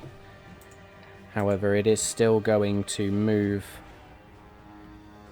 to there and is then going to lash out towards you, Kirik, with a shadowy tendril for a 15 to hit.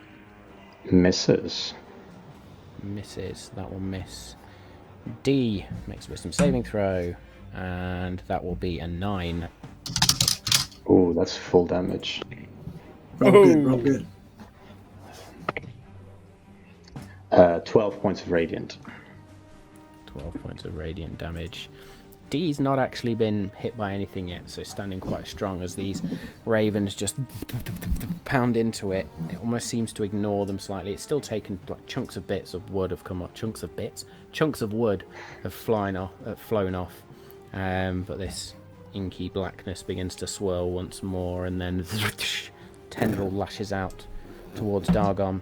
That will be a 16 to hit. No. That's going to miss. Where's E? E is going to go 5, 10, 15, 20, 25, 30, 35, 40. It's going to make its way up there. F. 5, 10, 15, 20, 30, 35, 40. We'll put it there. It's going to lash out with a shadowy tendril towards Bothrid. That will be a 12, 17 to hit Bothrid in tiger form. That's going to hit. So that will be 9 points of cold damage to the tiger.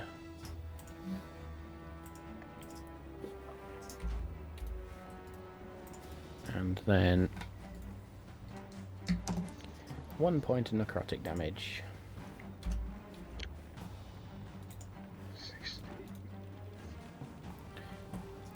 Cool. So that was... Which one was that? That one. F. Yeah. So G is just going to go 5, 10, 15 outside the range. It's going to lash out towards Bothrid, and that will hit, because that's the same as last time. So 8 points of cold damage and 1 point necrotics, and 9 damage altogether on the tiger.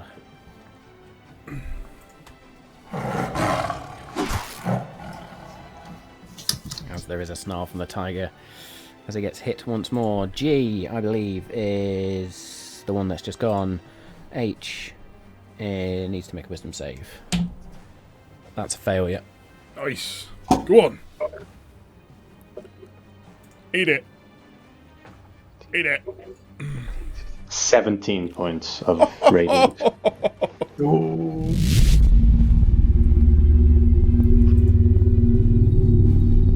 The ravens almost converge on H, and all of them just...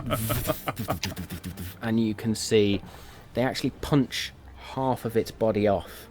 This inky blackness still there.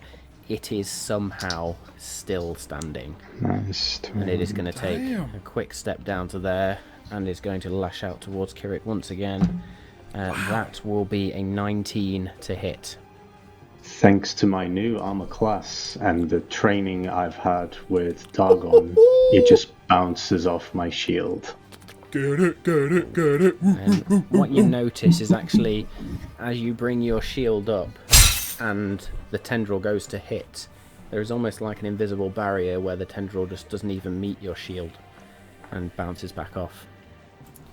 Which one was that? Sorry, which one was that? That one. H. I'm going to use my reaction to cause some damage through the shield then. Okay. It's going to take 2d10 necrotic. 11 points of necrotic damage. Okay. As this wave of black energy sort of sweeps off your shield towards H, you can see it almost stands firm for a second and withstands the force, but then slowly but surely bits of it begin to flake off, like the Thanos snap, which just disappears into nothing. Nice. There did seem to be some ability to resist that, though, you notice. That's good to know. Okay, so H is out. I is going to go 10, 15, 20, 25 to there, 30 to there, and it's going to lash out towards Bothrid not choosing to go into the swirling mass of ravens. That is going to hit. So, 6 points of cold damage, 5 points necrotic for 11 points of damage total.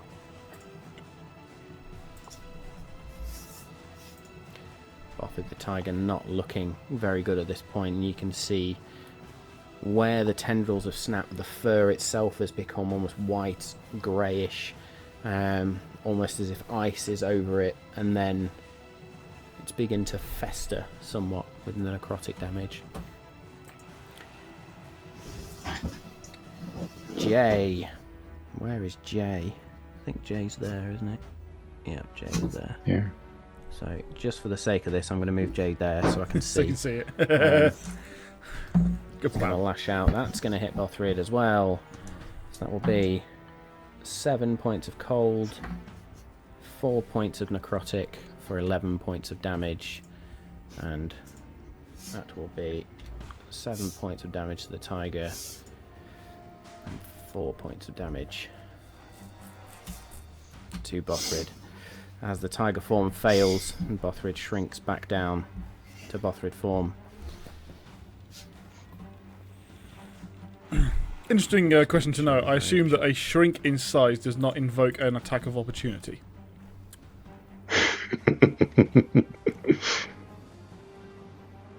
Thought it was a good question. I obviously don't Oh, want it that's to a be. valid question. I just thought that was a very Yeah. interesting one. Trying to Yeah. sabotage Valid Dave. No, I just thought that was a very interesting question. That's just a Mal type of question, trying to stitch us up. Really honestly. I thought you were going to go with it being an intellectual and interesting one, but no, you went with the backstab one. Fine. Cool. So now that his wild shaped has failed, and he is back to normal Bothrid, he is this time going. Did he take any to damage rage. round to him, by the way? Yes, he took 4 points. He's on 88 out of 107 now. Having taken some damage first round as well. So he's going to rage. And then he is going to take out off his back. He's going to take the double-bladed quarterstaff and is going to strike out at I for an 18 to hit. Nice. And that will do 8 points of damage to I. And because he's hit, he's then going to... I don't think he can actually use this. So I think that's a bonus action. Yeah, so we won't be able to do that. I do just need to check something. Why does D&D Beyond... Right, if D&D Beyond are listening, can you make it so that when you click Rage, it does the +2 automatically, please? That is odd So that that's it doesn't +2 do melee that, damage. actually. So that would have been... But it also shows how 10. reliant we are on D&D Beyond to do the maths for us. Yeah, so that would have been 10 points of damage to I, so an extra 2 points there. As Bothrid just swings the double-bladed quarterstaff down in this rage and takes one of the legs clean off. Ander. Oh, Everybody's bear too with, close bear now with, to bear chuck a with. No. fireball. Bothrid save is him. going to swing again because he gets 2 attacks. Oh, good spot. Bothrid's going to strike out again. That will be... Chill your boots, That's- Danny. This is with the the- warm-up act. I know. that's, It's the only fiery thing I've got. Just hit him. that is a 29 to hit. Bothrid's going to do another 10 damage Did you say 29? to I. Fucking Yeah. hell. I've got to have a +10, Good. though. Bothrid, at least. this time, as he chops through once, swings and spins the quarterstaff, double-bladed quarterstaff, and then brings it down on the top of I and splits it clean in half. I is gone. Nice. Yes. Then we're round to Ander. Sorry, sir. Whee. Can I see through the ravens? Yep. Yes. You can. They're just flying around, so you can get glimpses through the ravens as they come past. Righto. So, I will come out They from will also behind the not stump. affect any arrow shots or anything like that. That was So you the come out next from behind question. the tree. Thank you. Which way? Up or down? Yeah, you were right first. Down. Go down. Down. Go down. Go down. Go down. Yeah. We're going down. Down, I'm down, yelling to down, down. bird. I was So, going to go, we're going down, down, diddle-diddle. loads of copyright infringement tonight, guys. Right, so the one just above There's less than 2 bars. Dargo, I didn't stop YouTube telling us for copyright, did it? So Ugh. Don't get me started. Let's not go there. we'll cut that bit out when we release this episode on Yeah. YouTube. We're going to aim at B. Yeah, I couldn't see the letter. Thank you. So yes, I will. That's okay. Obviously, I'll use my Don't forget your arrow. bonus because you practiced. Yeah, I've already added. So it's plus 10 to hit, Ooh. and I'll get to sneak Nice. attack it, obviously, because I've come out of hiding. So 25 to hit We'll do the job. with 10 piercing damage, and 10 it's a piercing magical damage. weapon. If that helps, makes a difference in any way. With then a sneak attack even damage on top of another 15. Nice. So And as hopefully, you sort of roll out from behind the tree, you draw back, and the arrow flies true straight into B, catches it above that sort of knot of inky blackness, and drives in deep, and you can see the wood split around. It is sort of wavering on its root-like legs, somehow still standing.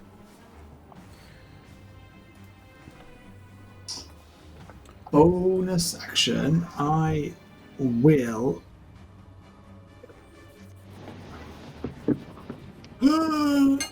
Bonus action, fire again. Don't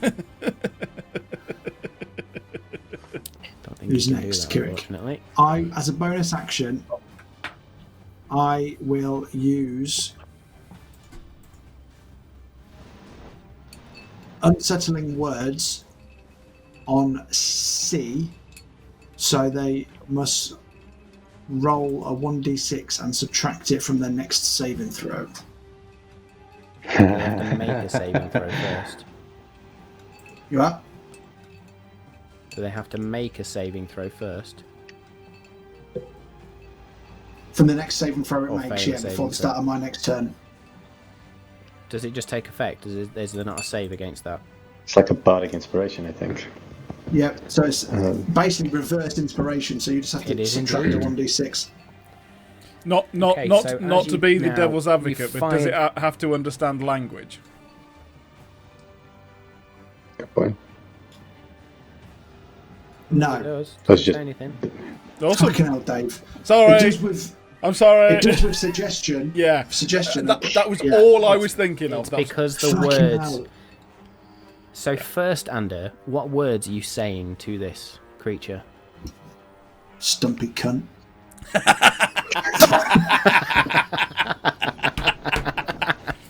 Oh, that College of Eloquence has And it really brought through that. Rolls out from the tree, fires an arrow, then turns and looks at C and utters those words. And as the words come out his mouth, there is almost this arcane tinkle in the air as C sort of winces slightly. That was more vicious mockery than unsettling words. I should have said, "You've got termites." That's more unsettling, isn't it? Oh, I We'll love go with it. that. You've I got- love you've got termites. Oh. And Kirik, over to you, sir. By the way, Well, after that, the Bardic Inspiration dice I rolled for you was only a 2.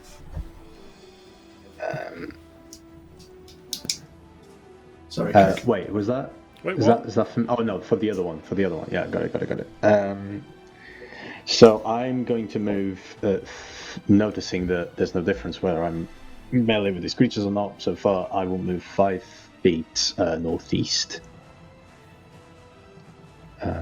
Next to Step C. right up next to C. Step right up. Step right up. Yeah, and then as I'm doing that, I'm going to kind of look towards what's that D, and I will just kind of open my hand That one. and cast Sacred Flame on them. Which one? On this one. On D, yeah. Yeah, that one. Cool. So that is a dexterity saving throw, please. And that will be a 17. Saves. Sacred Flame's one of those annoying ones, isn't it? Yep. It doesn't do any Cantrip. damage. Bugger. It does not indeed. Do anything. Bonus action, I haven't got good. much. So I will stay where I am. Okay. So that is your go. As you see Kirik sort of step up next to C, but then turns, casts an arm out as this sort of bolt of black energy, and these black flames erupt around D, and you can just see the legs come out, and it's almost like it just pushes the spell around it and away from it. Nice. Cool. Dargon, over to you, sir.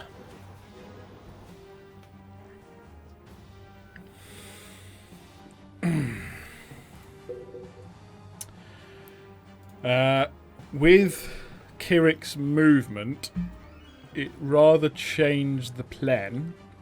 Yeah, but Sorry. Yay, teamwork. no, it's fine. So, understanding how Thunderwave works, it's in 15 cubes from you.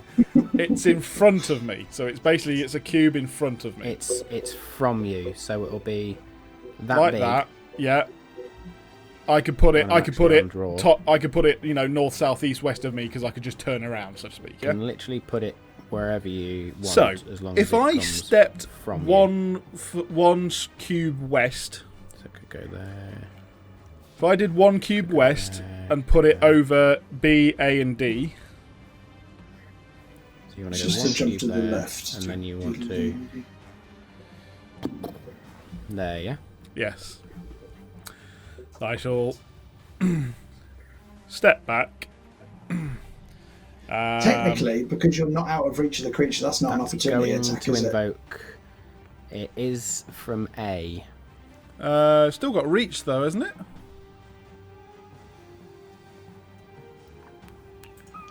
The point. I don't know if it can. You are right. You are right.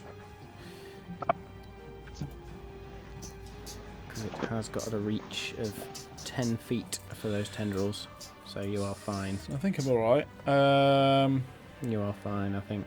So, bonus action, I shall swap out to the Warhammer. And then I shall cast Thunderwave, and it's sort of, as I slam the Warhammer on the ground, it releases in front of me. And I cast it towards those three.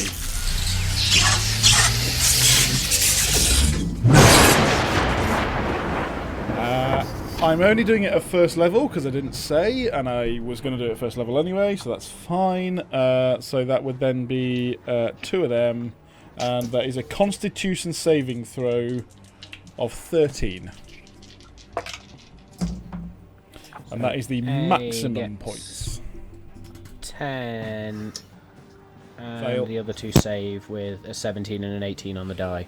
Okay, so they take half damage, but the one that fails is thrown 10 feet back. And that is a maximum of 16 points of damage. 16 points of bludgeoning damage, yeah. Thunder damage. Thunder damage. Never mind. Okay, so as you... A not only flies backwards, but the sheer force just breaks it into these splinters, and you can see as it breaks into these splinters, the inky blackness of shadow sort of hovers in the air for a moment and then shoots off into the sky somewhere. Into the As its sky? tail's gone. Yeah, literally up into the sky and disappears. Okay. Bothrid may have noticed the same when he killed the other one, but he was raging, so Yep. he didn't. So yeah, and 8 the other two save, so they take half, yeah? Yeah, they'll take 8 points. of 8 thunder points. damage. B takes 8 points, and B is stumm. Way! D is going to take 8 points of thunder damage and just sort of digs its roots into the ground, takes the brunt of it. Doesn't look too phased by it. Anything Cool, else on your turn, sir? I think that's it. Yeah. You've used your bonus action. You've Yes, used I your have. action. I've just got you've my done movement. 5 feet of movement. I was just curious. Not about my sexuality. I will. I'm going to move up to Kirik, so just south of Kirik. 5. The I've whole already way? moved 5 foot, so 10, 15. So just 2 up. 10, 15. You will invoke an attack of Yes. opportunity from D. Yeah. I think I know what you're doing here. Inky Tendril comes out, hits, because that is a 17 plus 5. Yeah. So that will be a 22. Yeah. So you will take 0 cold damage because it doesn't really matter. You would have taken 12 points of cold damage. Cool. You take 5 points of necrotic damage. Okay. Yeah, I will, as you expect, do Deadly Rebuke if you don't mind. So let me just pop that into there, and then it will be the amount of damage that I need to find here, which will be 3d6. So that is those 3, and I will do, holy moly, 14 points. But that is, of course, what, necrotic damage, if I understand correctly? So yes, 14 points. Deadly Rebuke. Yes. 3d6 necrotic damage, That's yeah, 14 points necrotic damage. that's the one. And as you as the tendril strikes out at you and you turn and point your shield and that rune glows and sort of a beam of energy streaks out towards D, it digs its roots in once together, takes the beam, doesn't seem to take as much damage as you thought it might from that. Yeah. And that is your go, yep. Bloody tree stumps. Be gone. Cool. Yeah, it's my go. C is going to make a wisdom saving throw and gets a 6. Whoops. No, a 5. No, a 6. Big whoop. That was really It bad fails. rolls. 7 points of radiant. Cool. So you see the swirl of the ravens come round, and again, all of them just for a second just bombard into C. They completely coat C, sorry. And by the time they clear and form this circle again, there is nothing left of C except you just see this blackness. Is it going anywhere in particular that we can find out, or just shooting up? Make me a perception check, please. Checks are free. 12. A 12. It's not difficult for you to figure out. As you do follow this one, you look up and it's heading towards the centre of the island. Interesting. Is that Cool. the city? Is that the crack in the ground? I will let you figure that one out from everything that has already been told to you. Cool. Ah, shit.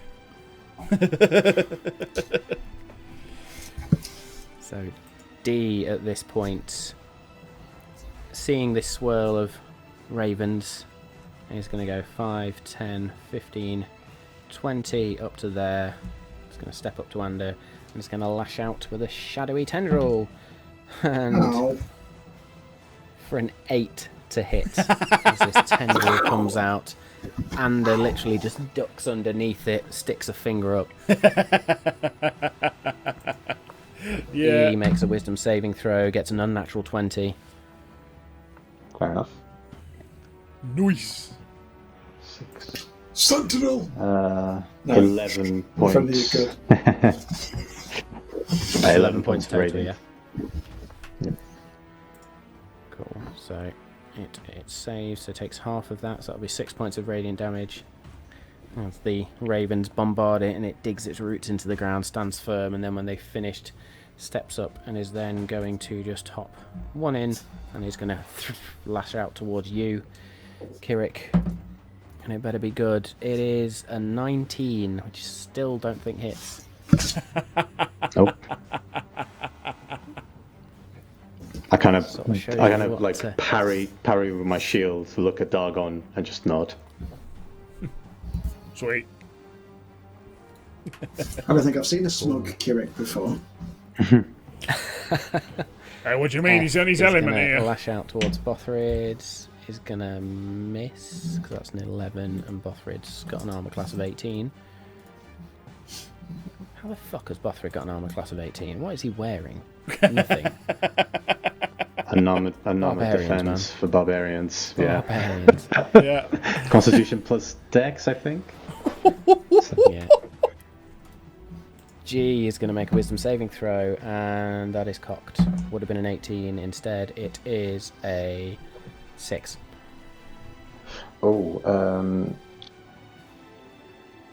15 points Again, of radiant. Swirl. 15 points of radiant. Yeah. Not quite enough. As the ravens do take bits of wood and blast it around, and they begin that swirl again around you. G is not looking good. He's just going to lash out immediately towards Bothrid. That is an 18, meets the armor class, so that is 11 points of cold damage and 5 points necrotic, so 16 points of damage in total. Bothrid is now down to 72 hit points. Oh. H is dead, I is dead, J is also going to swing out a tendril, it is going to miss. Bothrid's turn, raging, is going to think about this. He's going to step there. And is going to... Doesn't hit back on the attack of opportunity that way. He's raging, but he's not that stupid. Chooses, in his rage, to step in the middle of these creatures, takes out the double-bladed quarterstaff, and just swings it round towards G, noticing that G is not the most healthy at this stage. That is a natural 20. What a fucking waste. With about a point left of HP or something. He doesn't kill it, he smushes it into into fire with wood. It's now compost. So only does 15 damage with a natural 20. It destroyed it. But yeah. he does literally swing, smacks into G, but brings the blade and flattens it as he smacks it against the stump, and hits it with that much force that it shatters again. You guys notice it, Bothrid doesn't. He's going to use his bonus action to now jab back at F, sorry. I had to figure out which one I was at. So F. Bonus action with a double-bladed quarterstaff to make a melee attack. Cool. That will hit. Magic number. So that's +9. That was a terrible 21 roll. to hit. So that's 1d4. Not a lot of damage.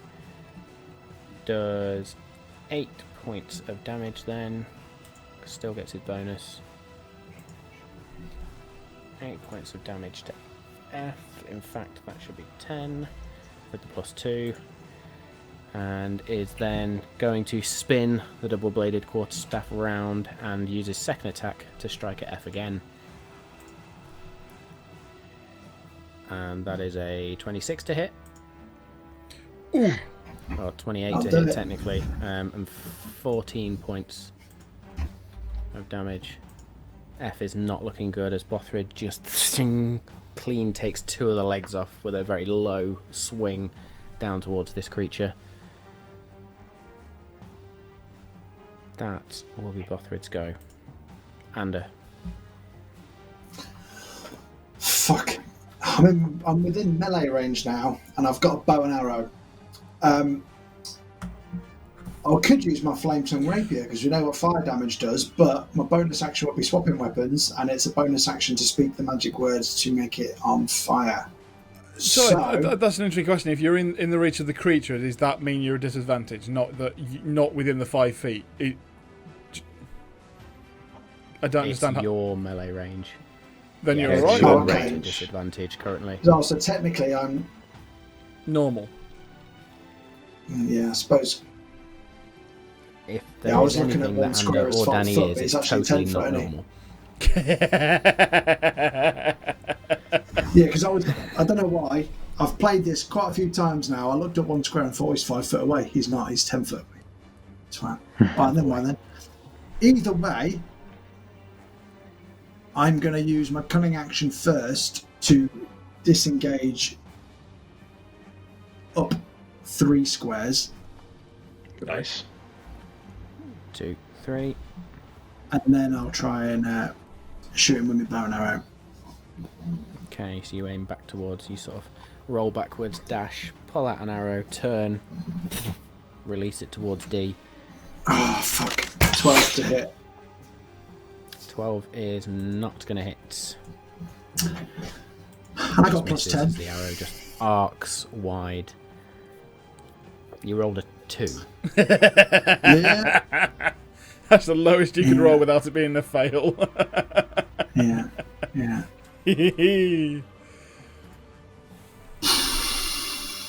So you're That's a done, I waste of believe. time.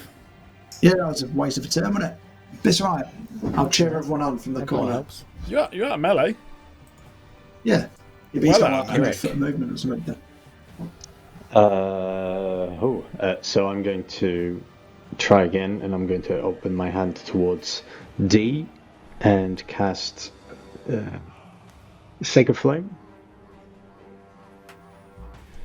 Oh, I should have used my bonus action to unsettling words on it, and then I've had to have subtract. You'd already used your bonus action. Yeah, I know. I'm just talking in hindsight to myself out loud. That's fine. So that's a wisdom saving throw, isn't it? Yes. Dexterity. That dexterity. That will be a 4. Fails. We got a flamethrower noise, Dave. 8, 12, 13. 13 points of. No, wait.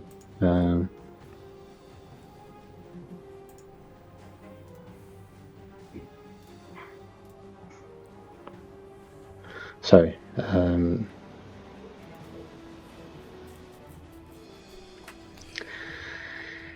8, so 13 points, yeah, sorry. I got really confused. 13 points of radiant damage. Okay. 13 points of radiant damage as this black flame just sort of around D, and you can see eating away at the woody flesh.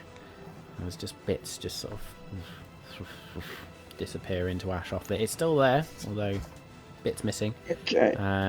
Anything else you wish to do on your turn? I am going to move. Well, let's start with 10 feet north. And then I'll see if I want to move one more. Okay. Yeah, I want to move one more. Okay. 5 more feet up. north, please. We'll invoke an attack of opportunity from Yeah. there, which is not going to hit. Okay, cool. Rolled a 9. Nice. It's got a +5. Not going to hit. Cool. That's my turn then. I'll stay there. Nice. Very tactical. I've got Doggone. some area stuff. Yeah. He's looking pretty rough now, yeah? E is probably the healthiest looking of the lot. Is D looking pretty rough? D's not looking great.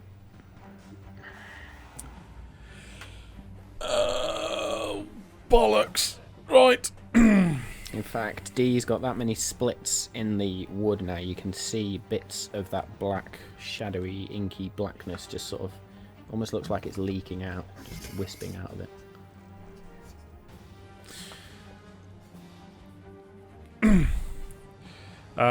I'll turn to Ander and go, finish him off, will ya? Pointing at D, and I will move north, east towards E.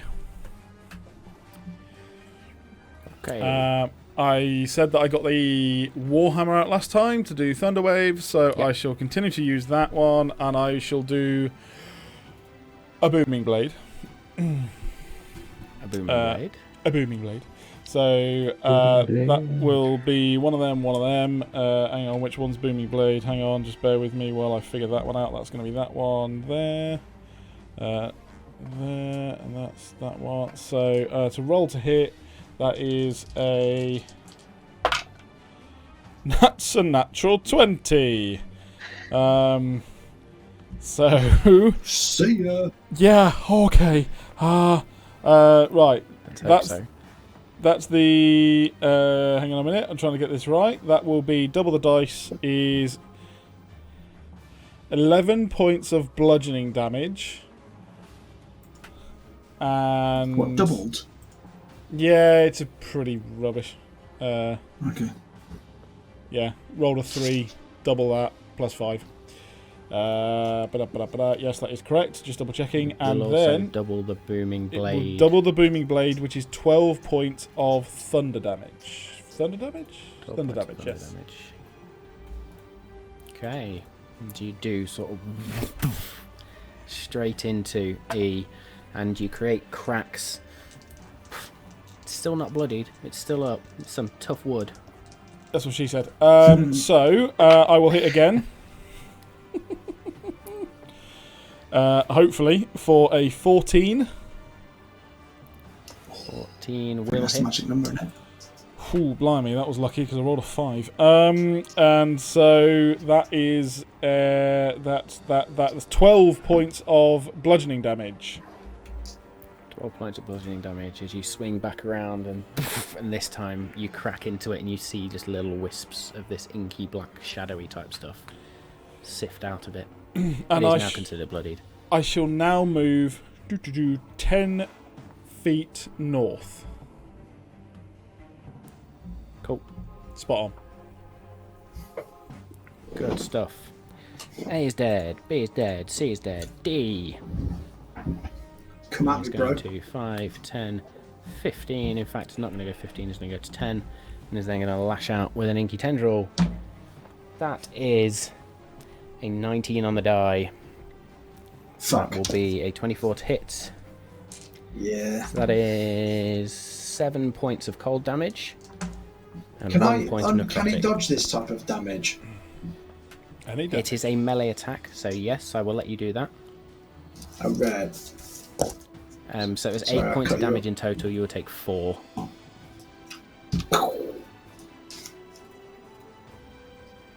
You're not It's a taking melee any spell attack, so I more think... damage? He'll halve all damage from the attack, won't he? Yeah. So it was only 8. Oh, cool. No, sorry. I just didn't know whether there was the Don't make him roll again. necrotic. What did I roll? So it was 10 points of cold. And 1 point of necrotic. Sorry, so that would be 11. So that's 6 points of damage, sorry. Rather than 4. Okay. Just need to double check that one. I'm going to let you have it for now, but I'm just going to do a quick check. Yeah, because I That's suppose your when an reaction, attacker isn't it? that you can see hits you with an attack, it doesn't say Yeah. Doesn't light matter what weapon or sort of attack it melee. is. All good. Cool. So you have used your reaction for this round. And that will be D. E is going to make a wisdom saving throw first. Hey. And gets a 17. What's that symbol on him? That's the booming blade. Oh, smashing. Love it. I rolled 14. Kind of looks like a vagina. That 14 was halved, yeah, because it saved. Oh, yeah. About 3 centimeters Okay, so dilated by the looks of it. 7 Oh, no. 7 points of radiant damage.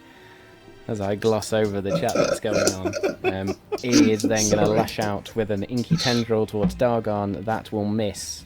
F is going to make a wisdom saving throw and get a 16. Sorry, my D8 just fell. And yeah, it fails.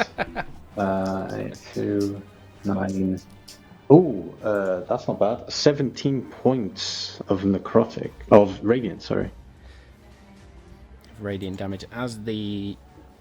Describe to me how this looks then when the radiant damage hits from this particular. Oh, well, actually, no, it's the ravens, isn't it? Sorry. Yeah, it's the ravens coming through. So the ravens swirl around and they all just.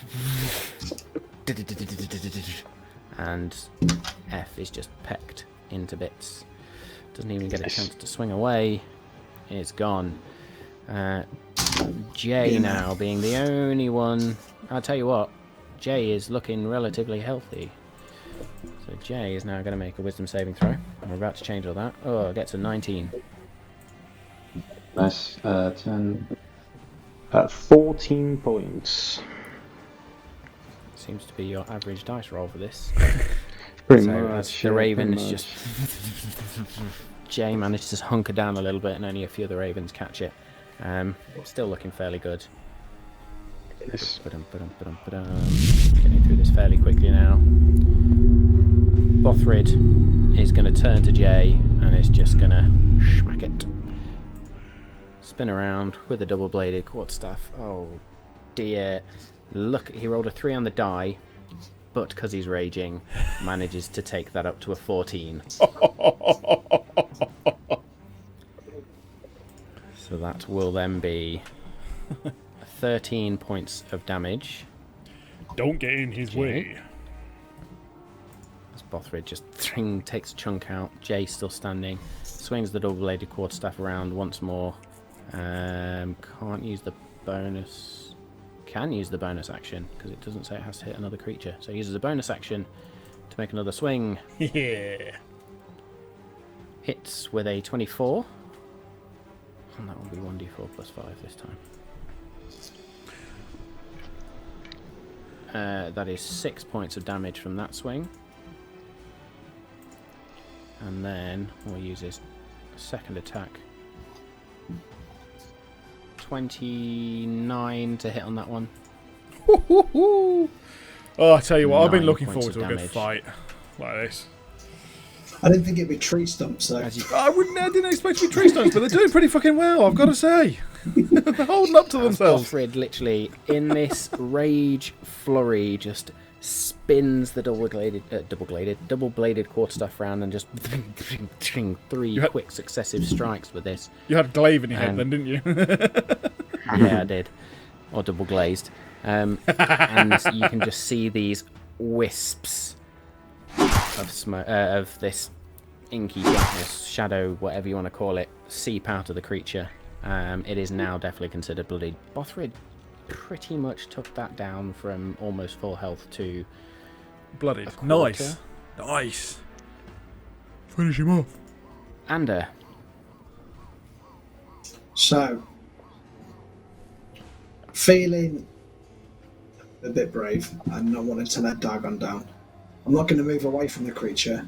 I'm going to use steady aim as my bonus action, so I can't move before or after I use this, which gives me advantage on the attack roll, which means I can sneak attack it. Use my sneak attack damage as well. Absolutely. So, hopefully, I'm going to I'm fuck him assuming you're up. aiming at D. Yeah, sorry. Yeah, no, the corpse of A. I'm aiming at Bothrid.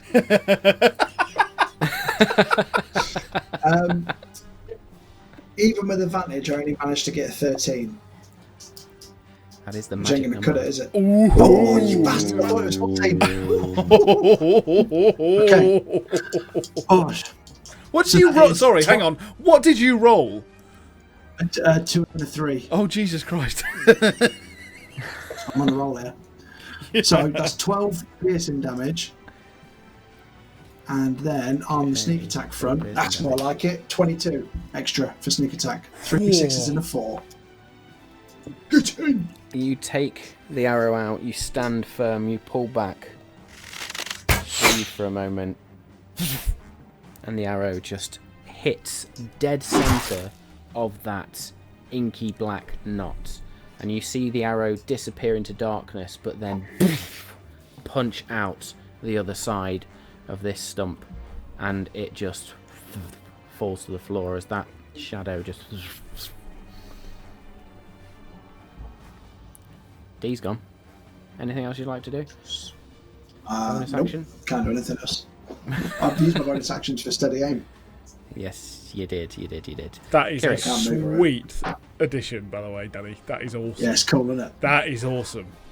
Basically, I can use snake. As long as I don't move, I can use sneak attack whenever I want. It's really good. It's good. It's crazy. Cool. Seeing where we are with this situation, I'm going to turn to G, or to J, even, and I'm going to cast attempt to cast Sacred Flame, please. Okay, wisdom saving throw. Dexterity. Or dexterity saving throw. That is a 12. Yes. It's 7. Ooh, rolled quite well. 14 plus 5, 19 points of radiant damage. Which was exactly the number you needed. As you reach forward, and these black flames just... And as they wreathe over it, it is just gone. Cool. And then I will kind of give a... I'm gonna have a look at Dargon, see that he's a bit injured, and take a note of that. And I'll then turn towards E, but there's nothing I can do. So I will stay where I am. I'll just point out I'm 1 hit point lower than my normal. Yeah. I think Still 10 above normal. Yeah, I'm This was good. the You know what? I people, forgot to man. do that. Totally forgot to do that with Bothrid. Oh no, you didn't choose Bothrid, did you? Ignore me. Cool. Dargon, it is your go. There is only one creature left. Just, why won't you die? I'm just going to hit him. Yeah, just... So, that got me the giggles, that did. Booming Blade with the Warhammer. It's already got Booming Blade on it. Are you just casting it again, yeah? Yeah, it deals another damage, I believe. Yeah. Yep. Still continue to do... hang on, do you have to then? Yeah, because the aura of Booming Blade affects it when it moves. So if Yeah, you hit but- it again with Booming Blade, it's not going to redo the aura. You can Just still do to the make initial it damage, move. but the aura is already there. Oh, cool. I didn't know whether it was just for 1 round or something.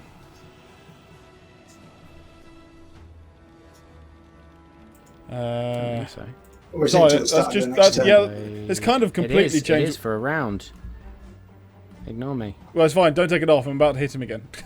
Well, you hope you're going to hit it again. Okay, very good point. Yeah. You're absolutely right. Let's hope I do. It doesn't look like a vagina, you can see it on there. It's a person in an aura. It does look like... Yeah. Oh my god, another 5 on the die for a... again, hang on, wherever that is. Pick the star yeah, one, 14. so it looks like a butthole. 14, yeah. 14 will hit. Okay, so I rolled it there. That will be doobie-doobie-doo. That is 11 points of bludgeoning damage, 6 points of thunder. Nice. It's gotta That be was close to exactly what dying you now. needed. Brilliant, and I will absolutely Literally. just smash the crap out. Just will you go away? And there's just bits of wood flying off as eventually just boom, boom, boom, boom, boom, boom, boom. There is a couple of spindly legs left that are just twitching. And then nothing. As you then see the shadow. We're out of combat. That took us way longer than I thought it was going to, you know. But so I stood up. I thought my fireball was going to kill loads of them all at once. I stand up and say, I think that went well. Buckrid, how Sorry, are I you? closed How are that you far feeling? too quickly then. That's all right. I nailed Buckrid it. at this point, double-bladed quarterstaff in hand, is just... Easy. Sun's getting real low.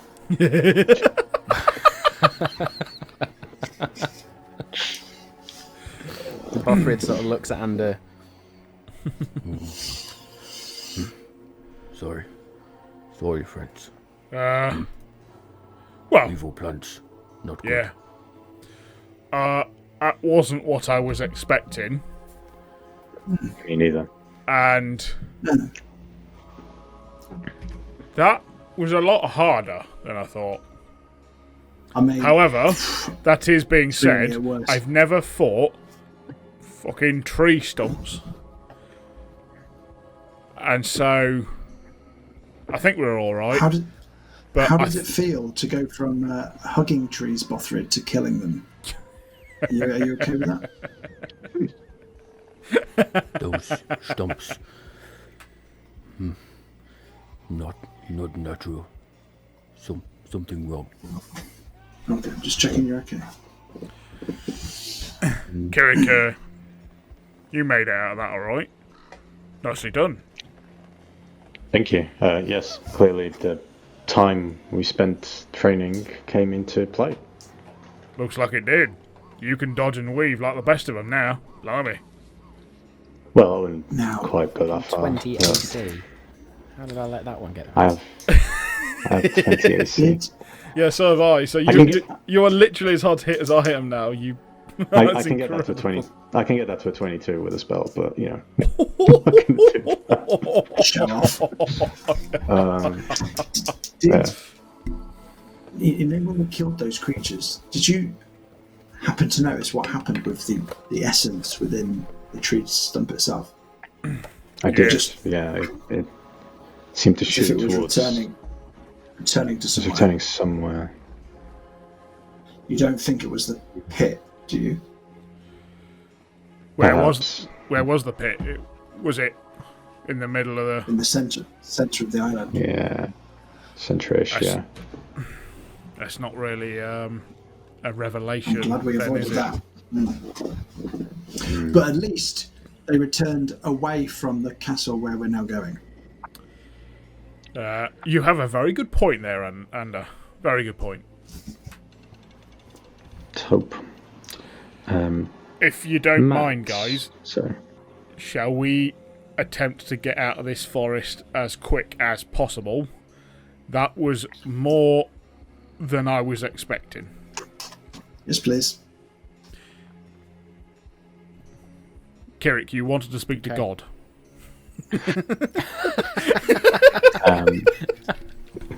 Close my eyes, speak to the Raven Queen.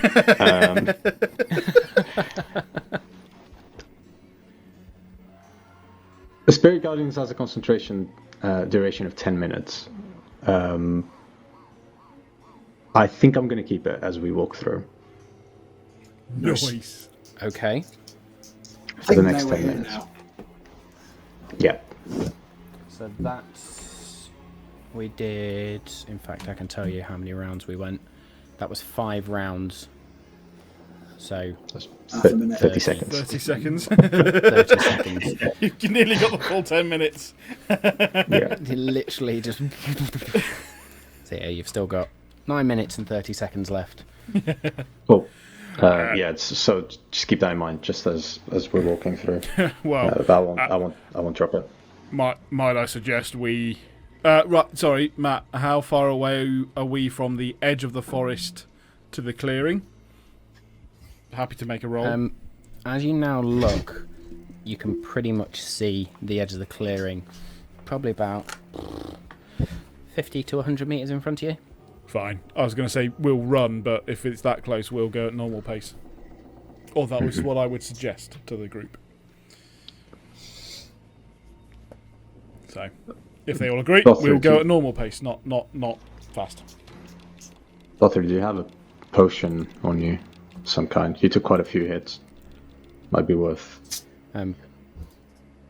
Depending on how you're feeling. In of his course. bag. No potions, but I am okay for now. Let us find Okay. your dragon friend. Bothra, that's very good. I do think, guys, we've got to see if we can make it through this. Yeah, even if we've got a few bumps and scrapes. I'd happily help you, Bothrid, but I think that it may be better to help in the heat of battle. So, Bothrid holds his hand up and shakes his head. Yeah. Let's go. All right, Let's move then. let's go. Bothrid places the double-bladed quarterstaff back, takes the staff off where he had it latched on, and just holds it. And you can see his hands grip tightly around it as his eyes are open and he's looking around. You quickly but steadily make your way to the edge of the clearing, and as you're making your way, So as we make our way, seeing Bothrid grip the is it the quarterstaff is that what he threw to the floor the at staff the of ship? the Four Seasons. Yeah. So Yeah, the staff of the Four Seasons. I'll try and do this quietly to the other guys and go. I think that's quite a formidable weapon, guys, and I think that Bothrid doesn't quite know how to use it. This may not be the time, and yet it feels like could be bloody helpful. You haven't got any thoughts, have you? I just think he could really get to use it. Maybe next time we set camp, we can. Give it a go. Yeah. Once we understand what it is. I just, yeah. Just keep that in the back of your mind if you can. Yep. We follow Bothrid. Do we know it's called the Staff of the Four Seasons, or do we only know that he's produced snowy stuff from it? You know from Mephisto, he looked at all of Mephisto. them. Yeah. Thank you. You know from Mephisto, he did identify that and called it the Staff of the Four Seasons. Okay. So I can reply So as you with a follow knowledgeable along, it is answer at then. this point you notice that actually in the 5 minutes that it probably takes you to slowly but steadily exit out of the woods and now find yourself in the clearing, you see now the walls of the city rise up before you, and they are significant. They are siege tower height, put it that way, but 40, in 50 places feet they high. are crumbled, they are broken. Now as you sort of make your way round and you see where the gate was, there's these huge great boulders of stone where the walls have been broken, and the gate itself, what was a huge iron wooden set of double doors, the height, almost the full height of the walls, are just blasted inward, splintered and totally destroyed. And as you look now into the city, the buildings are either rubble or barely standing. Is there anyone in this clearing or through the gate that we can see, moving around? It is Anything? at this point you notice that the staff that Bothrid is holding has started to turn from a white to a reddish brown colour in his hands, and then from the rubble you just hear there's 1, 2, 3, 4, 5 creatures hunched over, tongues lashing out, more creatures rising up, these ones looking familiar to you, Dargon, because I believe you're the only one that's faced them, although I can't remember. Okay. Do I You need to make a... recognise at least 5 ghouls, Yeah, I do remember them. and then another creature stands. If I From have time, behind the rubble. I will just say to the whole group, just ghouls. Ghouls. So the boulders aren't blocking the And gate. then- We can see through it then. A final creature stands, rises, looking very ghoul-like, but you can see the tattered robes around it, and then on its arms are these arcane sigils. And there is an intelligence behind those eyes that you have not seen in a ghoul before, as it just points. And the ghouls and these other creatures just dash forward, and that is where we're going to leave it tonight. Ooh, damn! Oh my goodness me! As I take a sip of whiskey, Yes! I hope you enjoyed that. I certainly did. There were some creatures you will not find in the Monster Manual or any of the Wizards of the Coast book there. I have to give a massive thank you to Colwell Press, their Creature Codex, and their, I forget what it's called, Tome of Beasts. I almost called it the Monster Manual then, so the Tome of Beasts. Amazing additions for additional creatures into the game. I have got so many new ideas. There are a couple of creatures you will notice coming up in probably a few sessions, the next few sessions, that are straight out of those books, and they are awesome, bringing an extra flavour of monstrosity to the game. So if you get a chance, go check them out. Really do highly recommend those books. I will be buying more, put it that way, and adding them in. As always, a huge thank you to all the tools we use, to Roll20, we did get to use it tonight, to Tabletop Audio, you've heard the music throughout, to Battle Bards, always shouting out Battle Bards. You've heard a lot of sound effects tonight. Please do use the code. Please do go type in Mortal Magic as you register. Get yourselves a cheeky discount. Enjoy those sound effects in your game. D&D Beyond, even though I've had a couple of gripes with it tonight, is still an awesome tool. What else have we used? Incarnate for the mapping. I've used that a couple of times tonight. And anything I've not mentioned, a massive thank you to you for making our game awesome. There's been a lot going on. There's been a lot to handle tonight, but it's all good fun, and we are understanding the Isle of the Dead somewhat more. A thank you always to our repeated viewers, subscribers, followers, whatever you want to call yourselves. Our crew, I'm going to call you from now on. We love you. Thank you for always being with us. Thank you to my awesome players for another great session. Nice bit of combat in there. Some smacky with hammers. Some Kirik fighting. Who knew? Amazing. Anyway, thank you once again. We will see you next week. Until then.